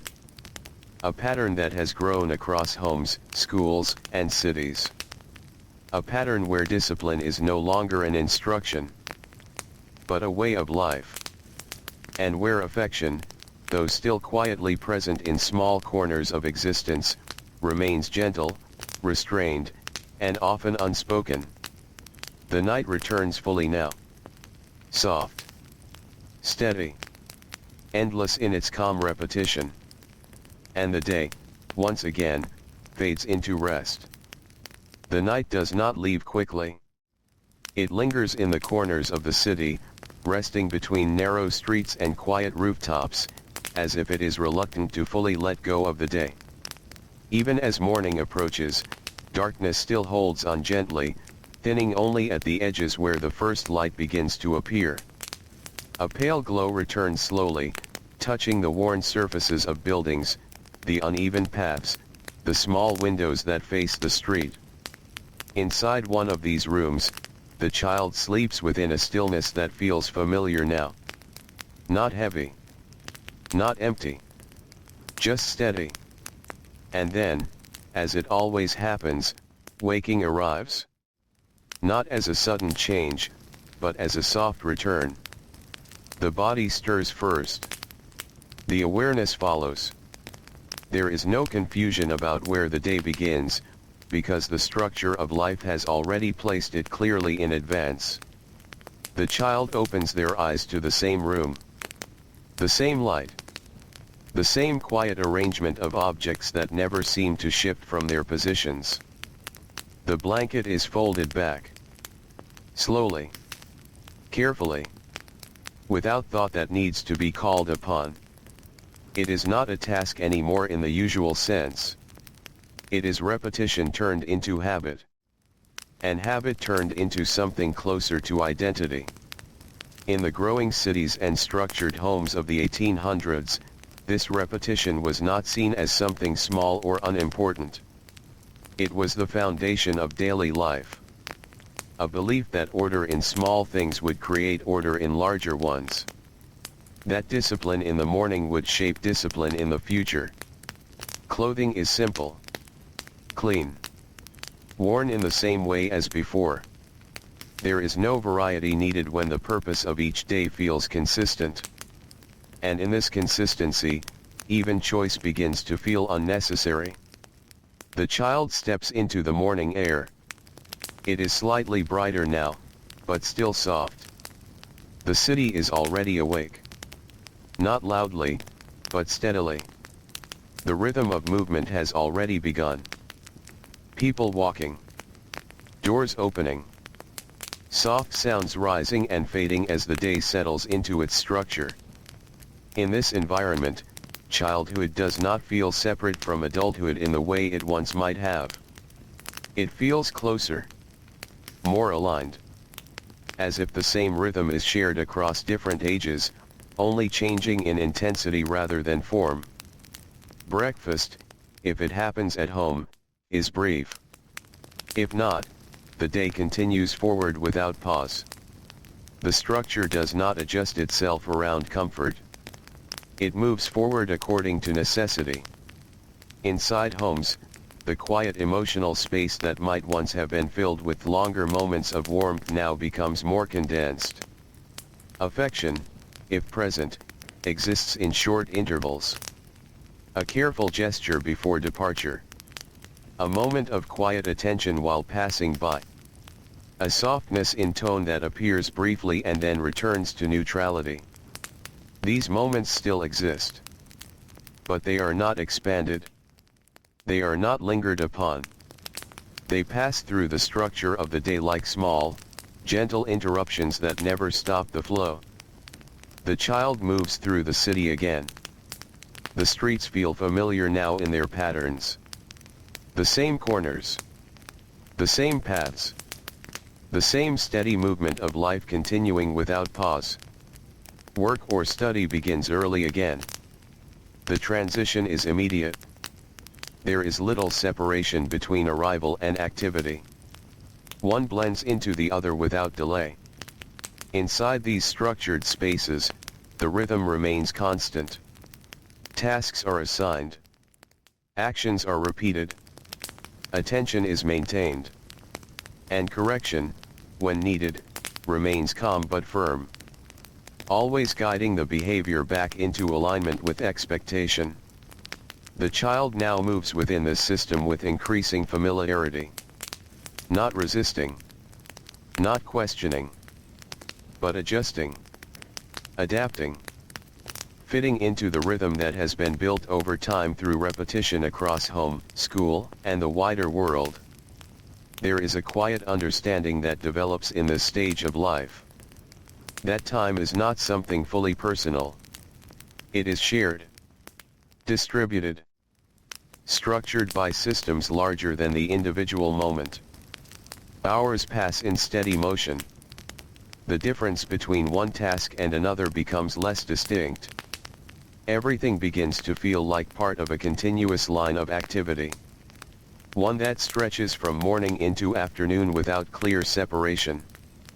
Fatigue becomes normal. Not something to resist, but something to carry. It rests quietly within the body while movement continues above it. And within this continued rhythm, emotional expression becomes even more restrained. Not removed, but reduced. Softened by expectation. Controlled by environment. Shaped by what is appropriate within the structure of the day. Even so, small gestures still appear. A brief pause of understanding between people sharing the same space. A quiet acknowledgement after completing a task correctly. A subtle adjustment made to help without disrupting the flow. These moments are small, but they exist. As afternoon begins to fade, the light changes again. Becoming lower, warmer, more stretched across surfaces and spaces. The city begins its slow transition toward evening. Not stopping, but easing. Work reaches its natural slowing point. Tasks are completed one by one. The rhythm softens slightly, though it does not disappear. The child leaves the structured space and returns to the streets. The air outside feels different again. Less enclosed. More open. But still shaped by movement. Still guided by the patterns of daily life. The walk home is familiar now. Almost automatic. The body knows the path without needing attention. The mind rests lightly within it. Inside the home, the evening environment waits in its usual form. The fire is prepared. The space is arranged. Everything returns to its familiar order. The evening meal is taken quietly. As before. As always. There is no need for conversation to fill the space, because silence itself has become part of the structure. And within that silence, affection remains present in subtle ways. A slight pause before speaking. A careful placement of food. A moment of stillness that acknowledges presence without needing expression. It is not absent. It is simply contained within the rhythm of everything else. The candle is lit. And the room once again becomes softer. Warmer in its appearance, though unchanged in structure. The child prepares for sleep. Each movement familiar. Each action completing the cycle of the day. As the child lies down, there is a quiet settling within the body. The weight of the day disperses slowly. Not fully gone, but softened enough to allow rest. Outside, the city continues its distant rhythm. Uninterrupted. Unbroken. Always moving forward in its own quiet structure. And here, within this small room, the same pattern continues. Day after day. Night after night. A life shaped by repetition. By discipline. By expectation. And by small, quiet forms of care that remain present, even when they are not openly seen. The night settles fully once again. And everything becomes still. Soft. Endlessly familiar. The night does not fully disappear, even when morning begins. It only thins. Becoming lighter. More transparent. As if it is slowly stepping aside rather than leaving completely. A faint gray-blue light spreads across the sky, touching the edges of rooftops and narrow streets. Inside the small room, that same light begins to gather quietly on the wooden floor. Nothing moves quickly. Everything arrives at its own steady pace. The child wakes again. As always. Not with urgency, but with familiarity. The body recognizes the transition before the mind fully becomes aware of it. There is no surprise in the return of morning anymore. Only continuation. The blanket is folded back. The movement is gentle, practiced, almost automatic now. Each edge aligned as it has been countless times before. In this stage of life during the 1800s, repetition was not seen as emptiness. It was seen as formation. A steady shaping of behavior through daily return. Through the same actions performed again and again until they no longer felt like actions at all. Clothing is worn without pause. Simple fabric. Neutral tone. Nothing that draws attention or invites variation. Because variation is not the purpose of the day. Consistency is. The child steps into the morning air. The city is already in motion. But not chaotic. It moves in patterns that have become predictable through repetition. People appear in familiar directions. Sounds rise and fade in familiar timing. Even the silence between sounds feels structured. There is a quiet sense, in these urban environments, that everything is connected through rhythm. Not always spoken. Not always noticed. But present. A shared pace that holds many lives together without needing to explain itself. The child moves along this rhythm. Each step part of a larger flow. Not separate. Not isolated. But integrated into the movement of the day. Breakfast, if taken, is brief.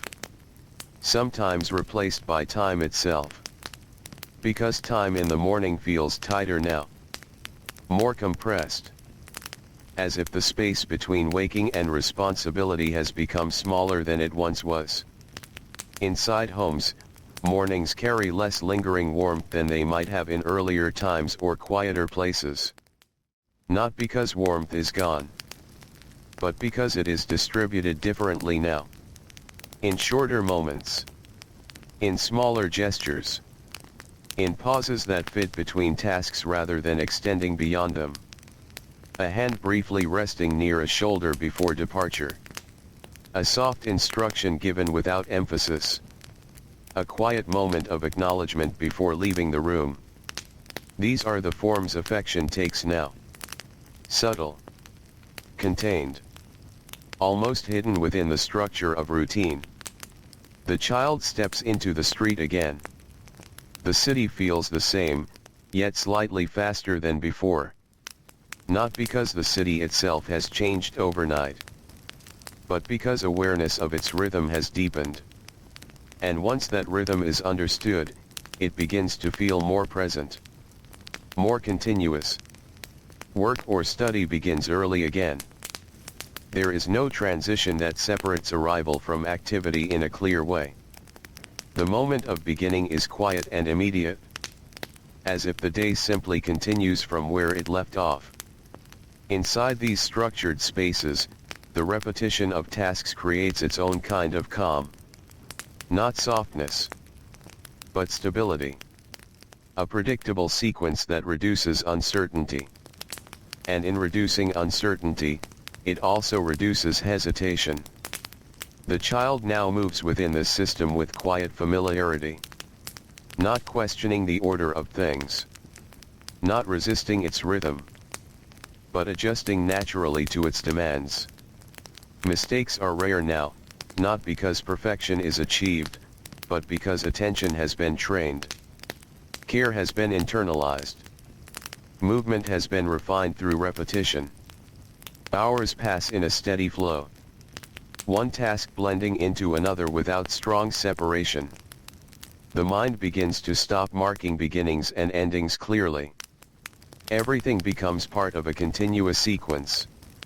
There is fatigue, but it no longer interrupts. It sits alongside activity, rather than stopping it. A quiet presence in the background of motion. And within this steady rhythm, emotion becomes less outwardly visible. Not gone, but contained. Held inward so that it does not disrupt the flow of tasks. Even so, small human moments remain. A brief pause when someone adjusts another's work without being asked. A shared understanding exchanged without words. A quiet moment of relief when something is completed correctly on the first attempt. These moments are small enough to pass unnoticed. But they are there. As afternoon approaches, light begins to shift again. The city slowly changes tone. Shadows lengthen. Sounds soften slightly. The rhythm does not stop, but it eases. Work moves toward completion. Gradually. One part at a time. Until the structure of the day begins to loosen at its edges. The child leaves the structured space and steps back into the outside air. The transition is familiar now. Almost natural. The body carries the memory of the day in quiet layers. The walk home is steady. Not rushed. Not delayed. Just part of the ongoing movement between one structure and another. Inside the home, evening returns as it always does. The fire is prepared. The room settles. Everything finds its place again. The evening meal is shared quietly. As before. As always. There is comfort in the predictability, even if it is never spoken directly. And within this quiet setting, affection remains present in gentle forms. A brief adjustment of something small to make it more comfortable. A pause in movement that allows another to settle first. A tone of voice that softens for just a moment before returning to stillness. It does not interrupt the structure of the day. It exists within it. The candle is lit. The room becomes softer once again. Shadows move gently across familiar surfaces. Everything slows. The child prepares for sleep. Each movement now deeply familiar. Almost without conscious thought. As the child lies down, the body releases the accumulated weight of the day. Not completely, but enough to drift into rest. Outside, the city continues its distant rhythm. Always moving. Always structured. Even in rest, it never fully stops. And within this small room, the cycle continues. Day after day. Morning after morning. A life shaped by repetition, guided by discipline, and softened only in small, quiet ways that rarely draw attention. The night settles fully once more. And everything becomes still again. Soft. Predictable. Enduring. The night rests over the city with a quiet heaviness, not pressing, not harsh, but present in a way that feels almost like a blanket laid gently over everything. The streets outside grow softer in sound. Footsteps become fewer. Voices fade into distance. Even the faint movement of wind between buildings seems slower now, as if it has also accepted the pause of the world. Inside the small room, the child sleeps within this steady stillness. The same space. The same arrangement. The same quiet order that never fully changes, only deepens with time. Morning returns once again, but it arrives gently, almost carefully, as though it is aware of the rhythm it is entering. A thin light spreads across the room. Soft at first. Then gradually stronger. It touches the floor, the walls, the familiar objects that remain unchanged from one day to the next. The child wakes. There is no sharp transition anymore. Only a quiet awareness that the cycle has continued. that another day has arrived in the same shape as the one before it. The body moves first. The mind follows. The blanket is folded back slowly, with a calm and practiced motion that requires no thought. It simply happens. In the 1800s, in homes shaped by discipline and structure, mornings like this were not unusual. They were expected. Repetition was not seen as limitation, but as stability. A way to create order in a world that often felt uncertain beyond the walls of the home. Clothing is worn in silence. Simple fabric. Worn edges. Nothing unnecessary. Everything chosen for function rather than expression. Because expression, in this kind of life, is often reserved for moments outside routine. And even then, it is limited. The child steps into the morning air. The city is already awake. Not loudly, but continuously. There is a sense that movement never truly stops here, it only changes form as the hours pass. People are already on their paths. The same paths taken many times before. Each one part of a larger system that holds the day together. There is something about this environment that shapes understanding quietly. Not through instruction alone, but through observation. Through repetition. Through being present in it again and again. The child moves with the flow of the street. Not ahead of it. Not behind it. But within it. A small part of a larger rhythm that does not pause for individual hesitation. Breakfast is often simple. Sometimes taken quickly. Sometimes replaced by necessity. Because in this stage of life, especially in growing urban settings, time begins to feel more divided. Less spacious. More allocated.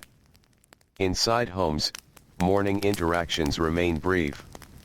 Not cold, but efficient. Words are used when needed. Silence fills the rest. And within that silence, understanding is often communicated without explanation. Affection still exists here. But it is shaped differently now. It appears in ways that do not interrupt the flow of the morning. A carefully prepared item left in place. A reminder spoken softly before departure. A glance that lasts just long enough to be noticed, then ends. These are not large gestures. But they carry meaning within their restraint. The child continues through the city. The buildings feel closer together now. The streets narrower in perception, even when they are not physically different. Because familiarity changes how space is experienced. And repetition gives shape to perception itself. Work or learning begins again without delay. The transition from arrival to activity is almost seamless. As if one naturally flows into the other without a clear boundary. Inside these structured environments, the rhythm of the day holds steady. Tasks are performed in sequence. Attention is maintained. Movement is guided by expectation. And correction, when needed, remains part of the process. Not as disruption, but as continuation. The child now moves through this structure with ease that has been built over time. Not ease in the sense of comfort, but ease in the sense of understanding. Knowing what is expected. Knowing how to respond. Knowing how to remain within the rhythm without breaking it. Hours pass in quiet repetition. The distinction between moments begins to soften. One task follows another without strong separation. Time feels less like a series of points, and more like a continuous flow. Fatigue settles in again. Not sharply, but steadily. A familiar presence that does not interrupt movement, only accompanies it. Within this steady rhythm, emotion becomes quieter still. Not removed, but contained within the structure of the day. expressed less through outward display, and more through subtle awareness of what is appropriate within each moment. Even so, life is not without gentle human presence. There are brief exchanges. A moment of shared understanding when something is completed correctly. A quiet pause that acknowledges effort without needing praise. A small adjustment made to help another continue more easily. These moments are subtle, but they exist within the structure, not outside of it. As afternoon arrives, light begins to change again. Becoming softer, lower, more stretched across surfaces that have been used and passed many times throughout the day. The rhythm of work begins to ease, though it does not stop abruptly. It transitions. Slowly. Naturally. The child leaves the structured space once again and returns to the street. The air outside feels different in this moment. Less dense. More open. But still shaped by movement that continues beyond any single individual. The walk home is familiar now. The body follows the path without needing attention. The mind drifts gently within the rhythm of return. Inside the home, evening returns in its usual form. The fire is prepared. The room settles. The structure of the day begins to close. The evening meal is shared quietly. As before. As always. There is comfort in repetition, even when it is not spoken of directly. And within this quiet space, affection remains present in its softened form. A careful movement that makes space for another. A brief pause that allows rest to settle in. A tone that lowers slightly before returning to stillness. It does not break the structure. It lives within it. The candle is lit. The room becomes warm in its appearance, though unchanged in its simplicity. Shadows move gently along familiar walls. Everything slows. Everything softens. The child prepares for sleep. Each movement practiced. Familiar. Quiet. As the child lies down, the weight of the day begins to ease. Not fully. But enough for rest to arrive naturally. Outside, the city continues its distant rhythm. Always moving. Always structured. Never fully still. And within this small space, the cycle continues again. Day after day. Night after night. A life shaped by repetition, guided by discipline, and softened only in small, quiet ways that rarely draw attention, but still remain present beneath everything else. The night settles once more. And everything becomes still again. Soft. Familiar. Enduring. The night does not fully release its hold even as morning begins again. It only loosens slightly. As if it is slowly stepping back, allowing light to enter without ever fully disappearing. A pale glow spreads across the sky, soft and quiet, touching the rooftops and narrow lines of the city below. Inside the small room, that same light reaches the wooden floor in thin, gentle shapes. Everything remains still for a moment longer. As if the world is waiting before it continues. The child wakes. Not suddenly. Not with surprise. But with a quiet return to awareness. The rhythm is already known. Already expected. There is no question about what comes next, because what comes next has never truly changed. The body shifts first. The mind follows. The blanket is folded back with the same careful motion as always, steady and unhurried. In this time, across homes shaped by discipline and routine, mornings were not moments of decision. They were moments of continuation. The day did not begin as something new. It resumed something already in motion. Clothing is simple. Worn in the same familiar way. There is a kind of quiet stability in the sameness. Not comfort exactly, but predictability. And predictability becomes its own form of grounding. The child steps into the morning air. The city is already awake. Not in a sudden burst of activity, but in a continuous state of movement that never truly begins or ends. It only shifts intensity as the hours pass. People move along familiar routes. The same corners. The same crossings. The same steady flow that forms the structure of daily life. There is little hesitation in the movement of the city. It has learned its own rhythm. And everyone within it learns to follow that rhythm in their own way. The child moves with this flow again. Not resisting it. Not stepping outside of it. But becoming part of it in a quiet and natural way. Breakfast is simple, if it happens at all. Often brief. Often secondary to time itself. Because time, in these growing urban spaces, feels increasingly divided into strict portions. Each portion assigned to something necessary. Something expected. Something required. Inside homes, morning exchanges remain brief. Not absent. But condensed. Words used only when needed. Silence filling the rest. And within that silence, understanding often replaces explanation. Affection continues to exist in this environment. But it is no longer expressed in open or extended ways. It appears in brief moments that fit within the structure of the morning. A carefully placed item prepared without announcement. A short pause before leaving the room. A glance that acknowledges presence without interrupting movement. These moments are small.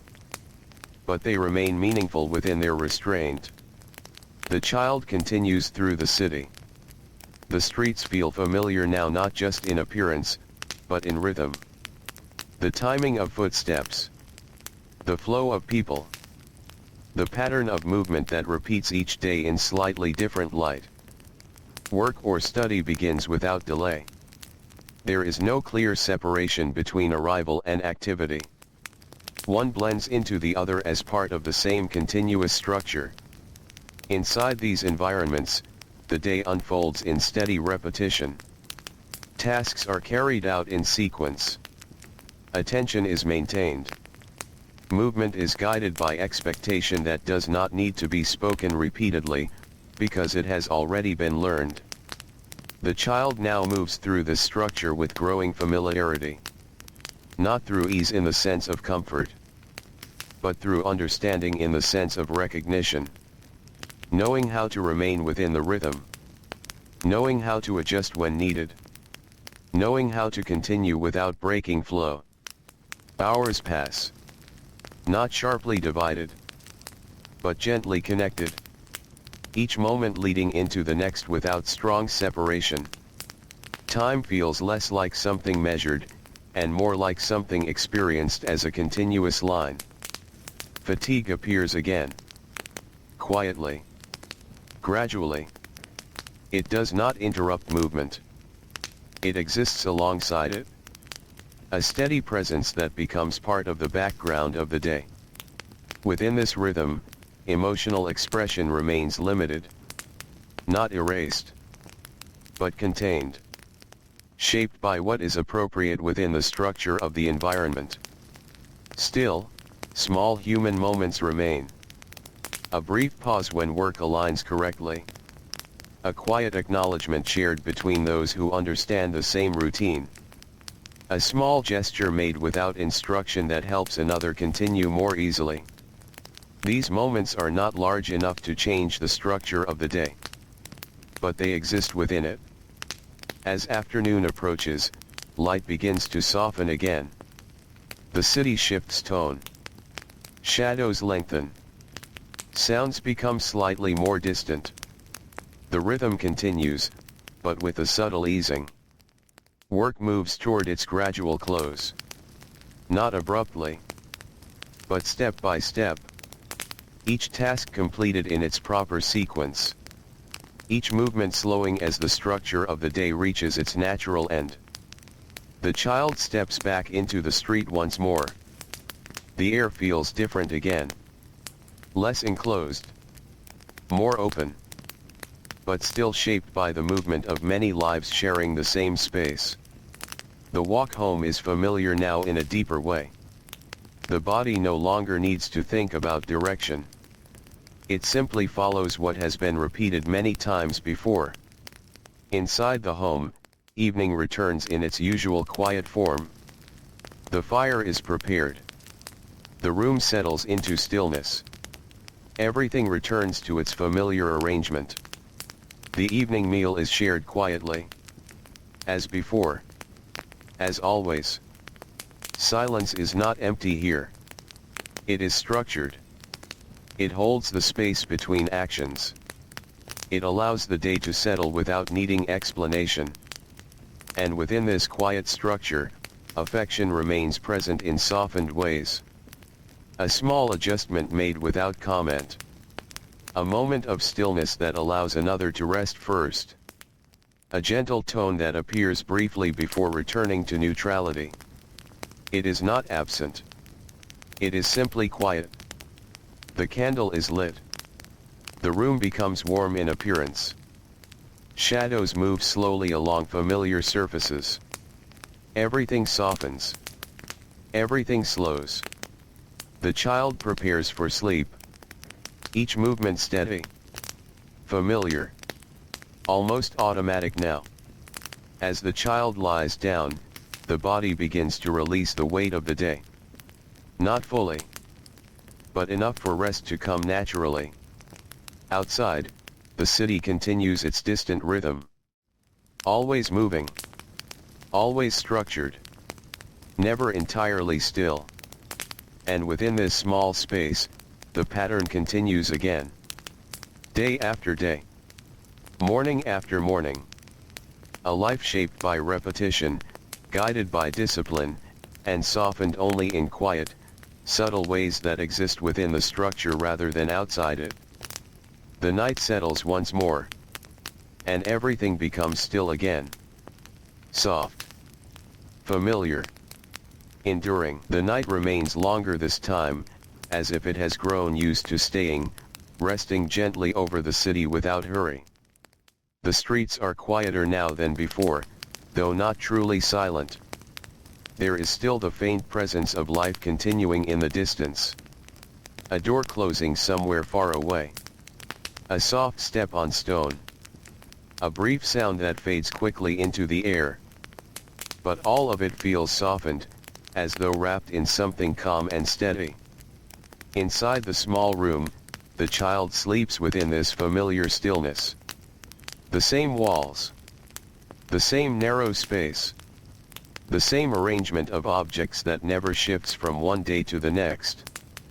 This constancy becomes something the mind no longer questions. It simply exists as part of life. And then morning returns again. Not suddenly. Not sharply. But slowly, like a curtain being drawn back in careful motion. Light spreads across the room in thin layers, touching the floor first, then rising gently along the walls. Everything remains quiet for a moment longer, as if the world is pausing before continuing its rhythm. The child wakes. There is no resistance in the movement anymore. Only familiarity. The body rises in its usual sequence, as if following instructions that no longer need to be spoken. The blanket is folded back. Slowly. Neatly. With a kind of quiet precision that has become natural over time. In this period of the 1800s, especially in homes shaped by order and expectation, mornings were not moments of discovery. They were moments of continuation. The day did not begin from stillness. It resumed motion already established long before waking. Clothing is simple. Practical. Worn in the same quiet pattern as every previous day. There is a subtle comfort in this repetition, even if it is never acknowledged directly. Because repetition removes uncertainty. And in a life structured by expectation, uncertainty is rarely welcomed. The child steps into the morning air. The city is already in motion. Not loudly. Not abruptly. But steadily, like a system that never fully rests. People move along familiar routes. The same paths that have been walked many times before. Each step part of a larger pattern that holds the city together without needing explanation.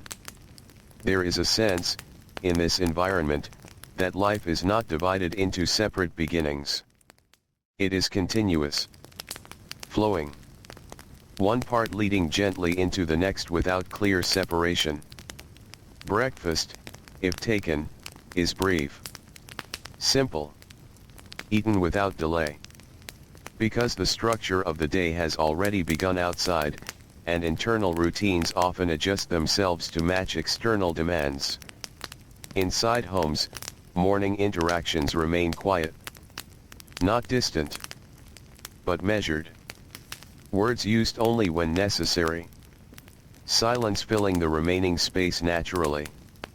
And within that silence, understanding is often shared without speech. Affection continues to exist here, though in a more restrained form. It appears in ways that do not interrupt the rhythm of the morning. A small preparation completed before being asked. A quiet moment of attention given before departure. A soft presence that acknowledges without extending. These are subtle forms. But they remain meaningful within their quiet boundaries. The child moves through the city again.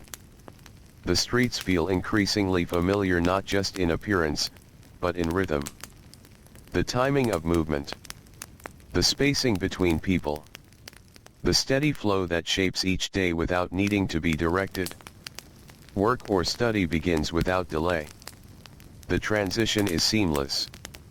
Arrival and activity become part of the same motion. There is no clear boundary between the two anymore. Inside these structured environments, the rhythm continues in steady cycles. Tasks are completed. Attention is maintained. Movements follow expectation. Correction, when it appears, is part of the same system that guides everything else. Not interruption, but adjustment.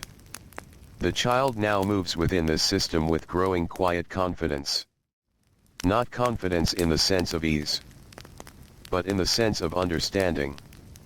Knowing how to remain within the rhythm without breaking it. Knowing how to adapt without hesitation. Hours pass in a steady flow.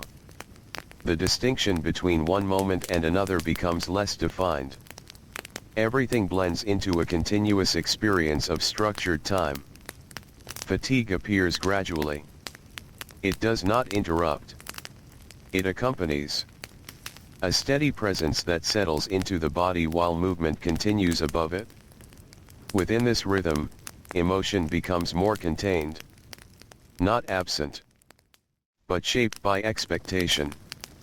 Expressed less outwardly and more internally, within quiet awareness of what the moment requires. Even so, human presence remains in small forms. A brief shared glance of understanding. A moment of quiet coordination between those working side by side. A small gesture that eases another's task without needing instruction. These moments are subtle. But they exist within the structure, not outside it. As afternoon arrives, light shifts again. Softening across surfaces. Stretching shadows across familiar paths. The city begins its gradual transition toward evening without stopping its movement. Work slows slowly. Not suddenly, but step by step. Each task completed in sequence until the structure of the day begins to settle. The child leaves the structured space once more.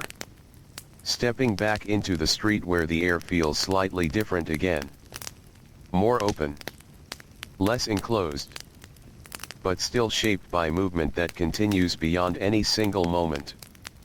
The walk home is familiar now in a deeper way. The body moves without needing attention. The mind rests gently within the rhythm of return. Inside the home, evening arrives quietly. The fire is prepared.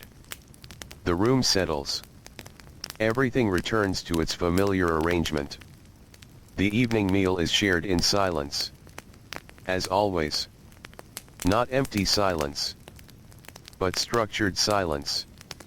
A space that holds the rhythm of the day without needing to speak it aloud.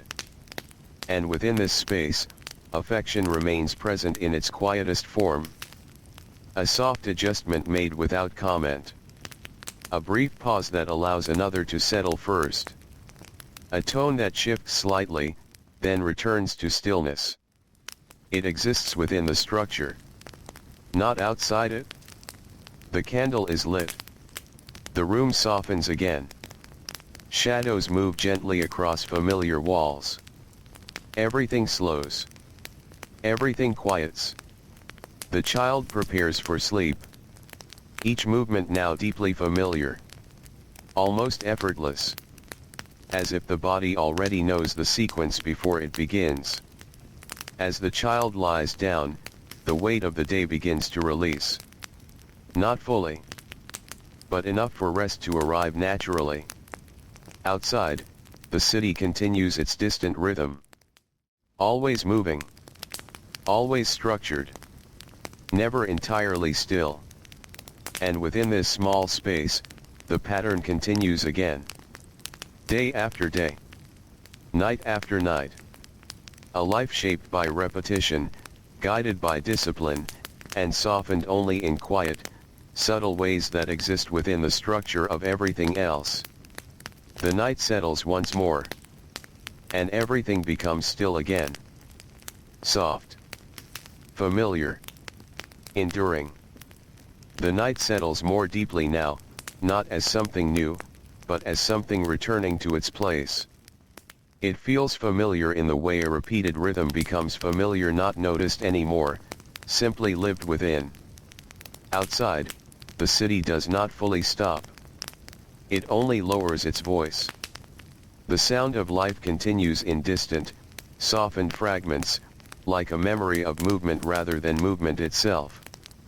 And inside the small room, everything rests in that same quiet continuity.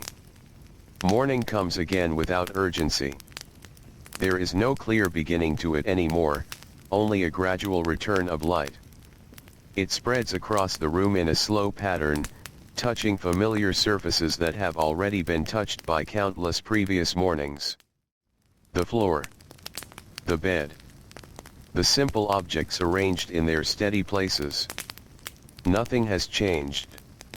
And because nothing has changed, there is no need to pause and understand it again. The child wakes. The movement is gentle, almost automatic now. A body following a rhythm that has become deeply learned. The blanket is folded back. Carefully. Without hesitation. Each motion feels like part of something larger than the moment itself, as if every small action belongs to a long chain of repetition stretching backward into time. In homes shaped by discipline and routine during this era, mornings often carried the same quiet quality. Not excitement. Not anticipation.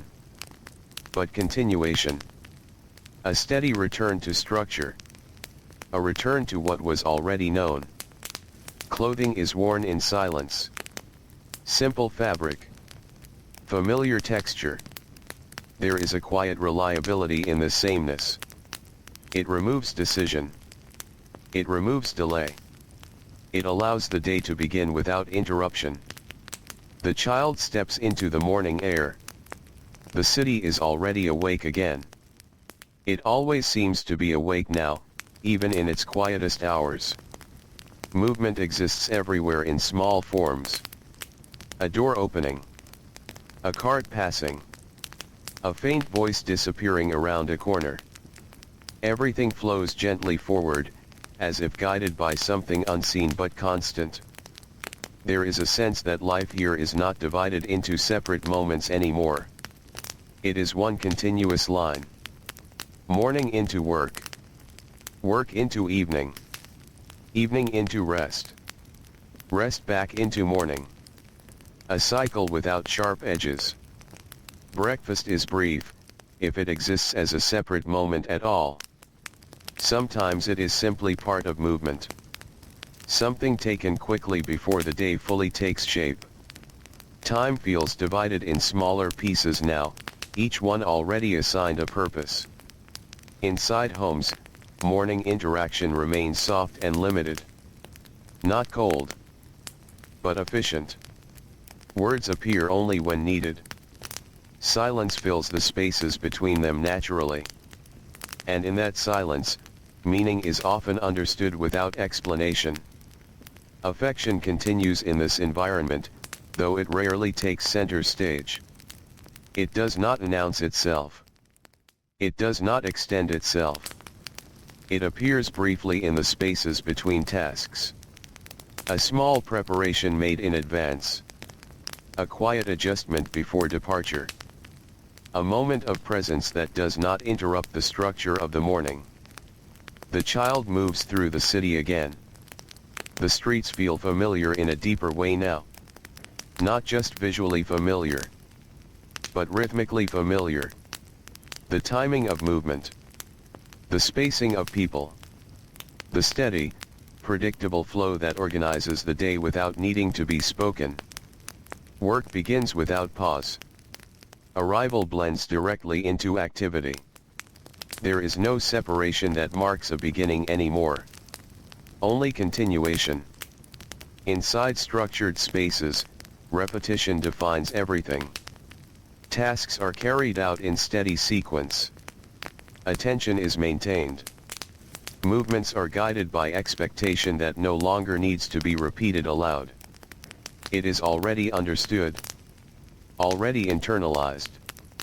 The child moves within this rhythm with increasing ease of familiarity. Not ease in the sense of comfort, but ease in the sense of alignment. A quiet understanding of how to remain within the system without breaking it. Time passes without sharp boundaries. One task flows into the next. One moment blends into another.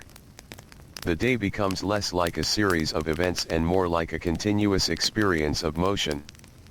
Fatigue is present, but it does not interrupt. It becomes part of the background of the body. A steady weight that travels alongside movement rather than stopping it. Emotion remains contained within this structure. Not absent, but shaped. Held inward. Expressed in ways that do not disrupt the rhythm of the environment. Still, small human details remain.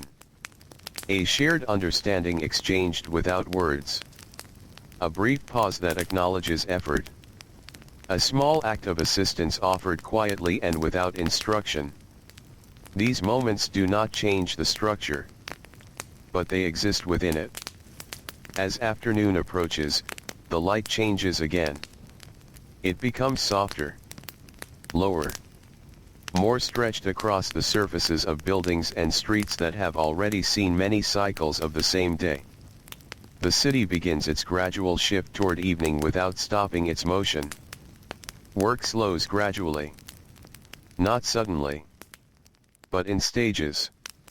Each task completed in its proper order until the structure of the day begins to ease. The child steps out again into the street. The air feels slightly different now. Less enclosed. More open. But still shaped by the continuous movement of the city. The walk home is familiar in a way that no longer requires attention.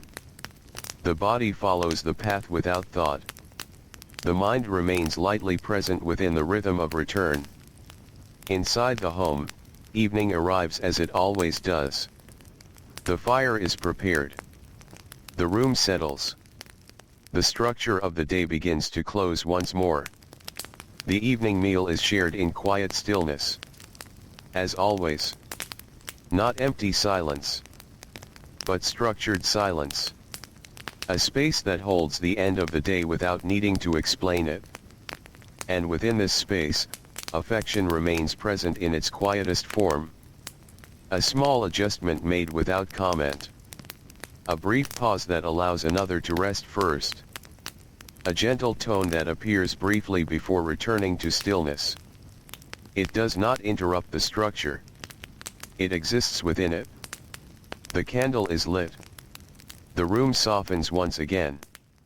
Shadows move slowly along familiar walls. Everything becomes quieter. Everything becomes still. The child prepares for sleep. Each movement deeply familiar now. Almost effortless. A sequence that no longer needs instruction. Only completion.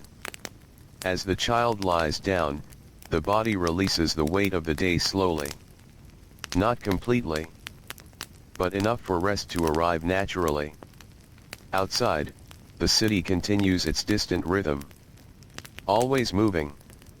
Always structured. Never entirely still. And within this small space, the cycle continues once more. Day after day. Night after night. A life shaped by repetition, guided by discipline, and softened only in quiet, subtle ways that exist within the structure rather than outside it. The night settles fully again. And everything becomes still. Soft. Familiar. Enduring. The night feels a little longer now, as if time itself has learned to stretch gently when nothing demands urgency. It rests over the city like a quiet breath held between days. Not heavy. Not distant. Just present. Outside, life continues in softened traces. A faint sound carried down a narrow street. A door closing somewhere unseen.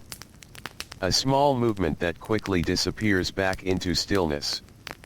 And then, again, quiet. Inside the small room, the child sleeps as always within the same familiar boundaries of space. The same walls. The same floor. The same arrangement of simple objects that never shift their place. This sameness has become its own kind of language now. It does not need to be read. It is simply understood. Morning returns slowly. It does not arrive as a clear moment anymore, but as a gradual change in tone. Darkness loosens. Light spreads. And the room begins to feel less like night and more like the beginning of something continuing. The child wakes. There is no pause between awareness and movement. The body already knows what to do. The blanket is folded back in the same careful motion as every previous day. Nothing about it is new. And because nothing is new, nothing feels uncertain. In this time, in these homes shaped by repetition and structure, mornings carried a quiet consistency that shaped everything that followed. They did not ask for attention. They simply continued what had already been established long before waking. Clothing is simple. Familiar. Worn in the same steady way. There is a sense of quiet reliability in this repetition. A sense that life does not need to be reinvented each day in order to continue. The child steps into the morning air again. The city is already in motion. It never truly waits.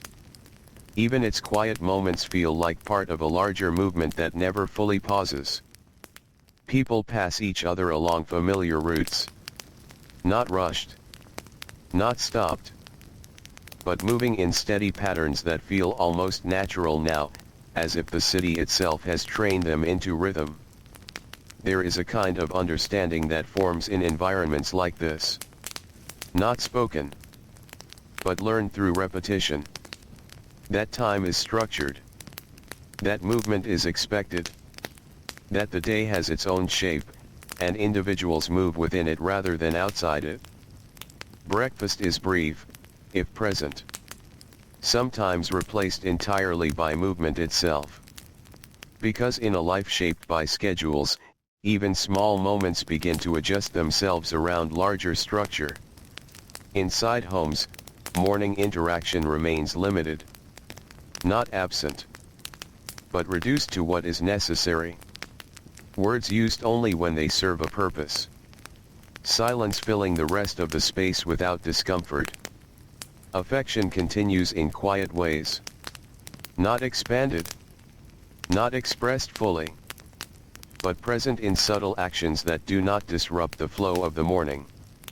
A prepared item left in its place. A moment of pause before leaving. A soft acknowledgement that passes quickly but remains meaningful. The child moves through the city once more. The streets feel increasingly familiar not just in appearance, but in timing. The rhythm of footsteps. The spacing of people. The steady flow of movement that shapes the day without needing instruction. Work begins without delay. Arrival and activity are no longer separate experiences. They merge into one continuous motion. Inside these structured environments, repetition defines everything. Tasks are performed in sequence. Attention remains steady. Movement follows expectation that no longer needs to be repeated aloud. It has already become part of understanding. The child now moves within this rhythm with quiet familiarity. Not ease in the sense of comfort, but ease in the sense of recognition. Knowing how to remain within the pattern. Knowing how to adjust when needed.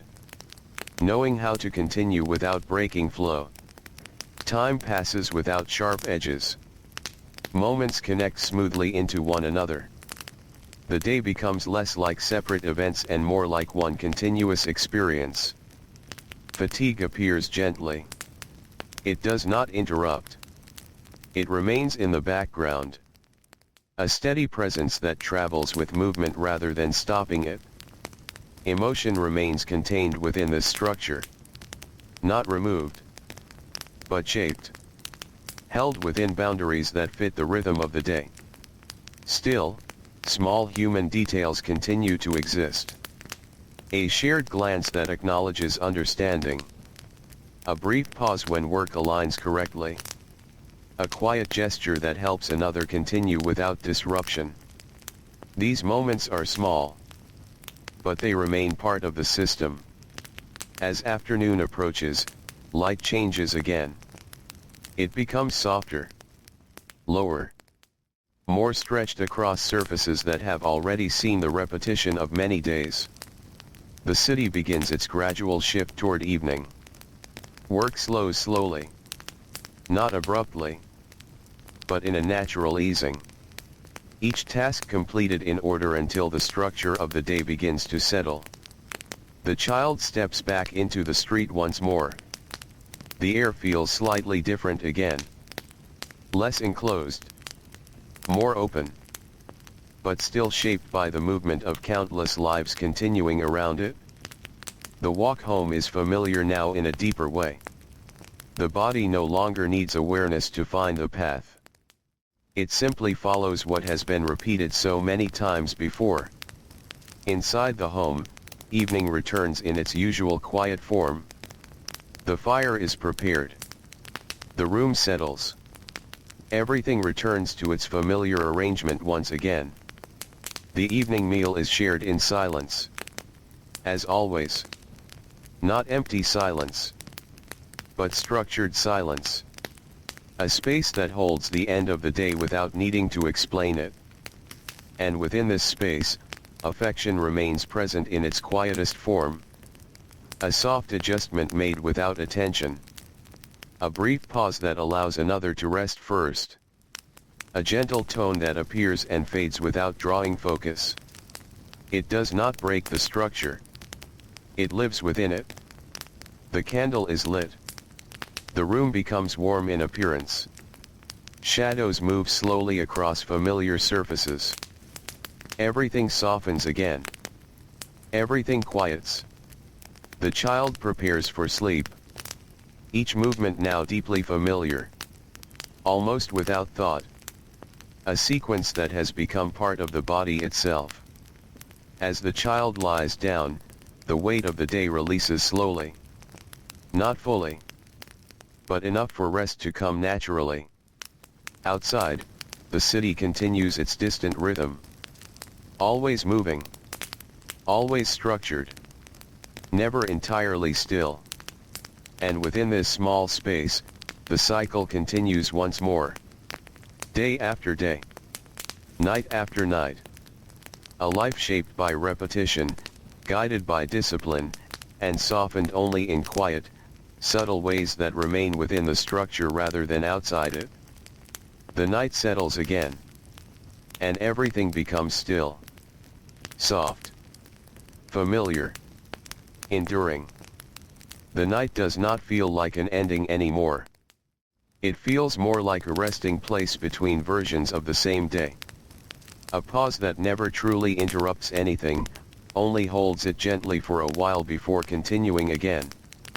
Outside, the city breathes in slow layers of sound. A distant carriage wheel. A faint voice that fades before it can fully form. The soft movement of wind between buildings that stand close together, like they have learned to lean into each other over time. Everything is quiet, but not empty. Inside the small room, the child sleeps in the same steady arrangement of space and stillness. Nothing has shifted. Nothing has needed to shift. The room has become less like a place to notice, and more like a place to return to without thought. Morning comes again. Not sharply. Not with contrast. But as a gradual change in atmosphere. The darkness loosens. Light spreads through it slowly, as if it is careful not to disturb what is already there. The child wakes. There is no moment of hesitation. No confusion between rest and action. The transition has become seamless over time, like one long motion that simply continues across days. The blanket is folded back. The hands move with quiet familiarity. Each action is small, but exact in its repetition. In many households shaped by discipline and routine during this period, mornings were not defined by change. They were defined by return. Return to structure. Return to expectation. Return to the rhythm that had already been established long before waking. Clothing is simple again. Familiar in texture and form. There is a kind of calm in this lack of variation. A sense that nothing needs to be decided more than once when the pattern is already known. The child steps into the morning air. The city is already awake in its steady way. Not suddenly alive, but continuously moving. A place where activity never fully begins or ends, but simply adjusts its level through the hours. People pass along the same routes they have walked before. Not identical days, but similar ones. Each repeating the structure of the last with slight differences that do not disturb the overall rhythm. There is a quiet understanding embedded in the environment. That life here is shaped by timing. By expectation. By the shared movement of many individuals who all follow a similar structure without needing to speak it aloud. Breakfast, when it appears, is brief. Sometimes replaced by motion itself. Something taken quickly, almost without stopping. Because stopping feels less natural in a place where everything is already moving forward. Inside homes, morning interaction remains gentle but limited. Not distant, but focused. Words appear only when needed to guide the day. Silence fills the remaining space, not as absence, but as structure. Affection continues in these quiet spaces. Not reduced to nothing, but reshaped into smaller, more contained expressions. A carefully prepared item placed without comment. A soft reminder given before departure. A brief pause that acknowledges presence before movement resumes. These are not large gestures, but they carry meaning within their restraint. The child moves through the city again. The streets feel increasingly known. Not just visually, but rhythmically. The timing of movement. The flow of people. The steady, almost predictable pulse of daily life continuing without interruption. Work begins without delay. Arrival merges directly into activity. There is no separate moment of beginning anymore. Only continuation. Inside these structured environments, repetition defines the day completely. Tasks follow one another in steady order. Attention is required but already trained. Movement aligns with expectation without needing to be reminded. It has become part of understanding itself. The child moves through this rhythm with quiet certainty now. Not certainty in comfort, but certainty in recognition. Knowing how the day will unfold in its general shape. Knowing how to remain within it without disruption. Time continues without sharp divisions. Everything blends. One moment into another. One task into the next. The day becomes a continuous surface of activity rather than separate pieces. Fatigue remains present. Not as interruption, but as companion. A steady weight that moves with the body rather than against it. Emotion continues in a contained form. Not removed, but shaped by the expectations of the environment. Held inward where it does not interfere with movement. Still, small human details remain visible in subtle ways. A brief understanding exchanged without speech. A shared moment of timing when two actions align perfectly. A quiet adjustment made to ease another's effort. These moments are small enough to pass unnoticed. But they exist within the structure, not outside it. As afternoon arrives, light shifts again. It becomes softer, lower, more stretched across familiar surfaces that have already carried many similar days. The city begins its slow transition toward evening without stopping its movement. Work eases gradually. Not abruptly, but step by step.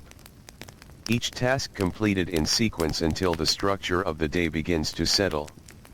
The child steps back into the street once more. The air feels slightly different again. Less enclosed. More open. But still shaped by the same continuous movement of the city. The walk home is familiar now in a deeper way. The body moves without conscious direction. The mind rests quietly within the rhythm of return. Inside the home, evening returns in its usual quiet form. The fire is prepared. The room settles. Everything returns to its familiar arrangement once again. The evening meal is shared in silence. As always. Not empty silence, but structured silence. A space that holds the end of the day without needing explanation. And within this space, affection remains present in its softest form. A gentle adjustment made without attention. A brief pause that allows another to rest first. A tone that softens for a moment before returning to stillness. It does not break the structure. It lives quietly within it. The candle is lit. The room becomes warm in appearance. Shadows move slowly along familiar walls. Everything softens again. Everything quiets. The child prepares for sleep. Each movement now deeply familiar. Almost effortless. A sequence that has become part of the body's memory. As the child lies down, the weight of the day releases slowly. Not fully, but enough for rest to arrive without resistance. Outside, the city continues its distant rhythm.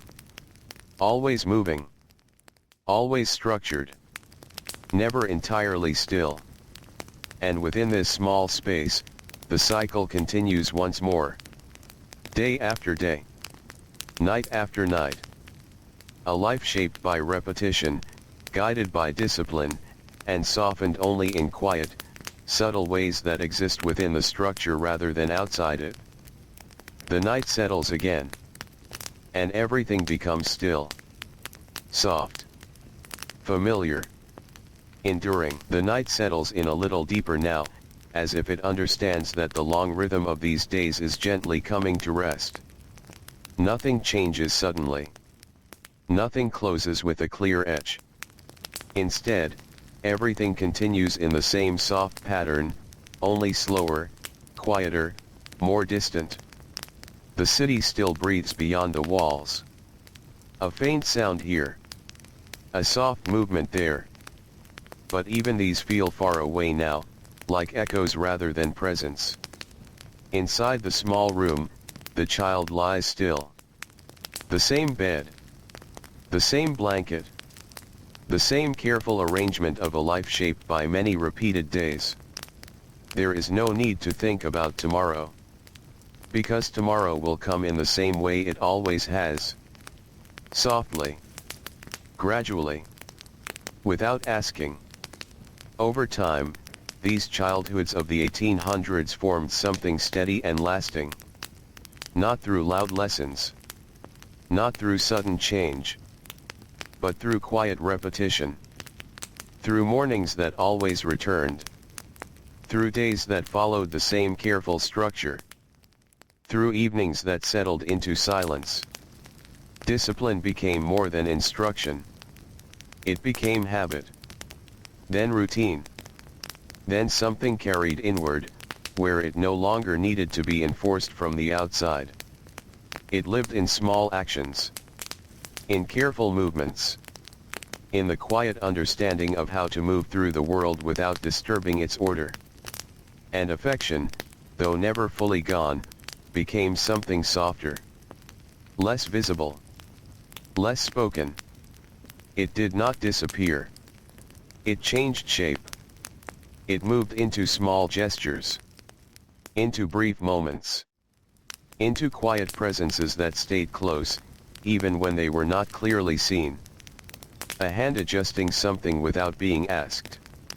A pause that allows another to rest. A soft tone that appears for only a moment.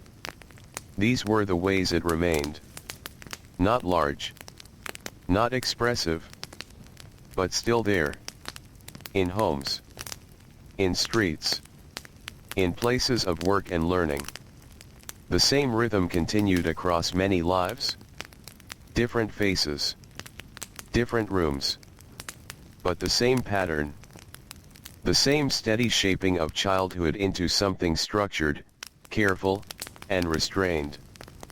And yet, within all of it, there was a kind of quiet endurance. A way of continuing. Of adapting. Of living within the rhythm without needing to break it. The days did not stand out one by one. They blended together.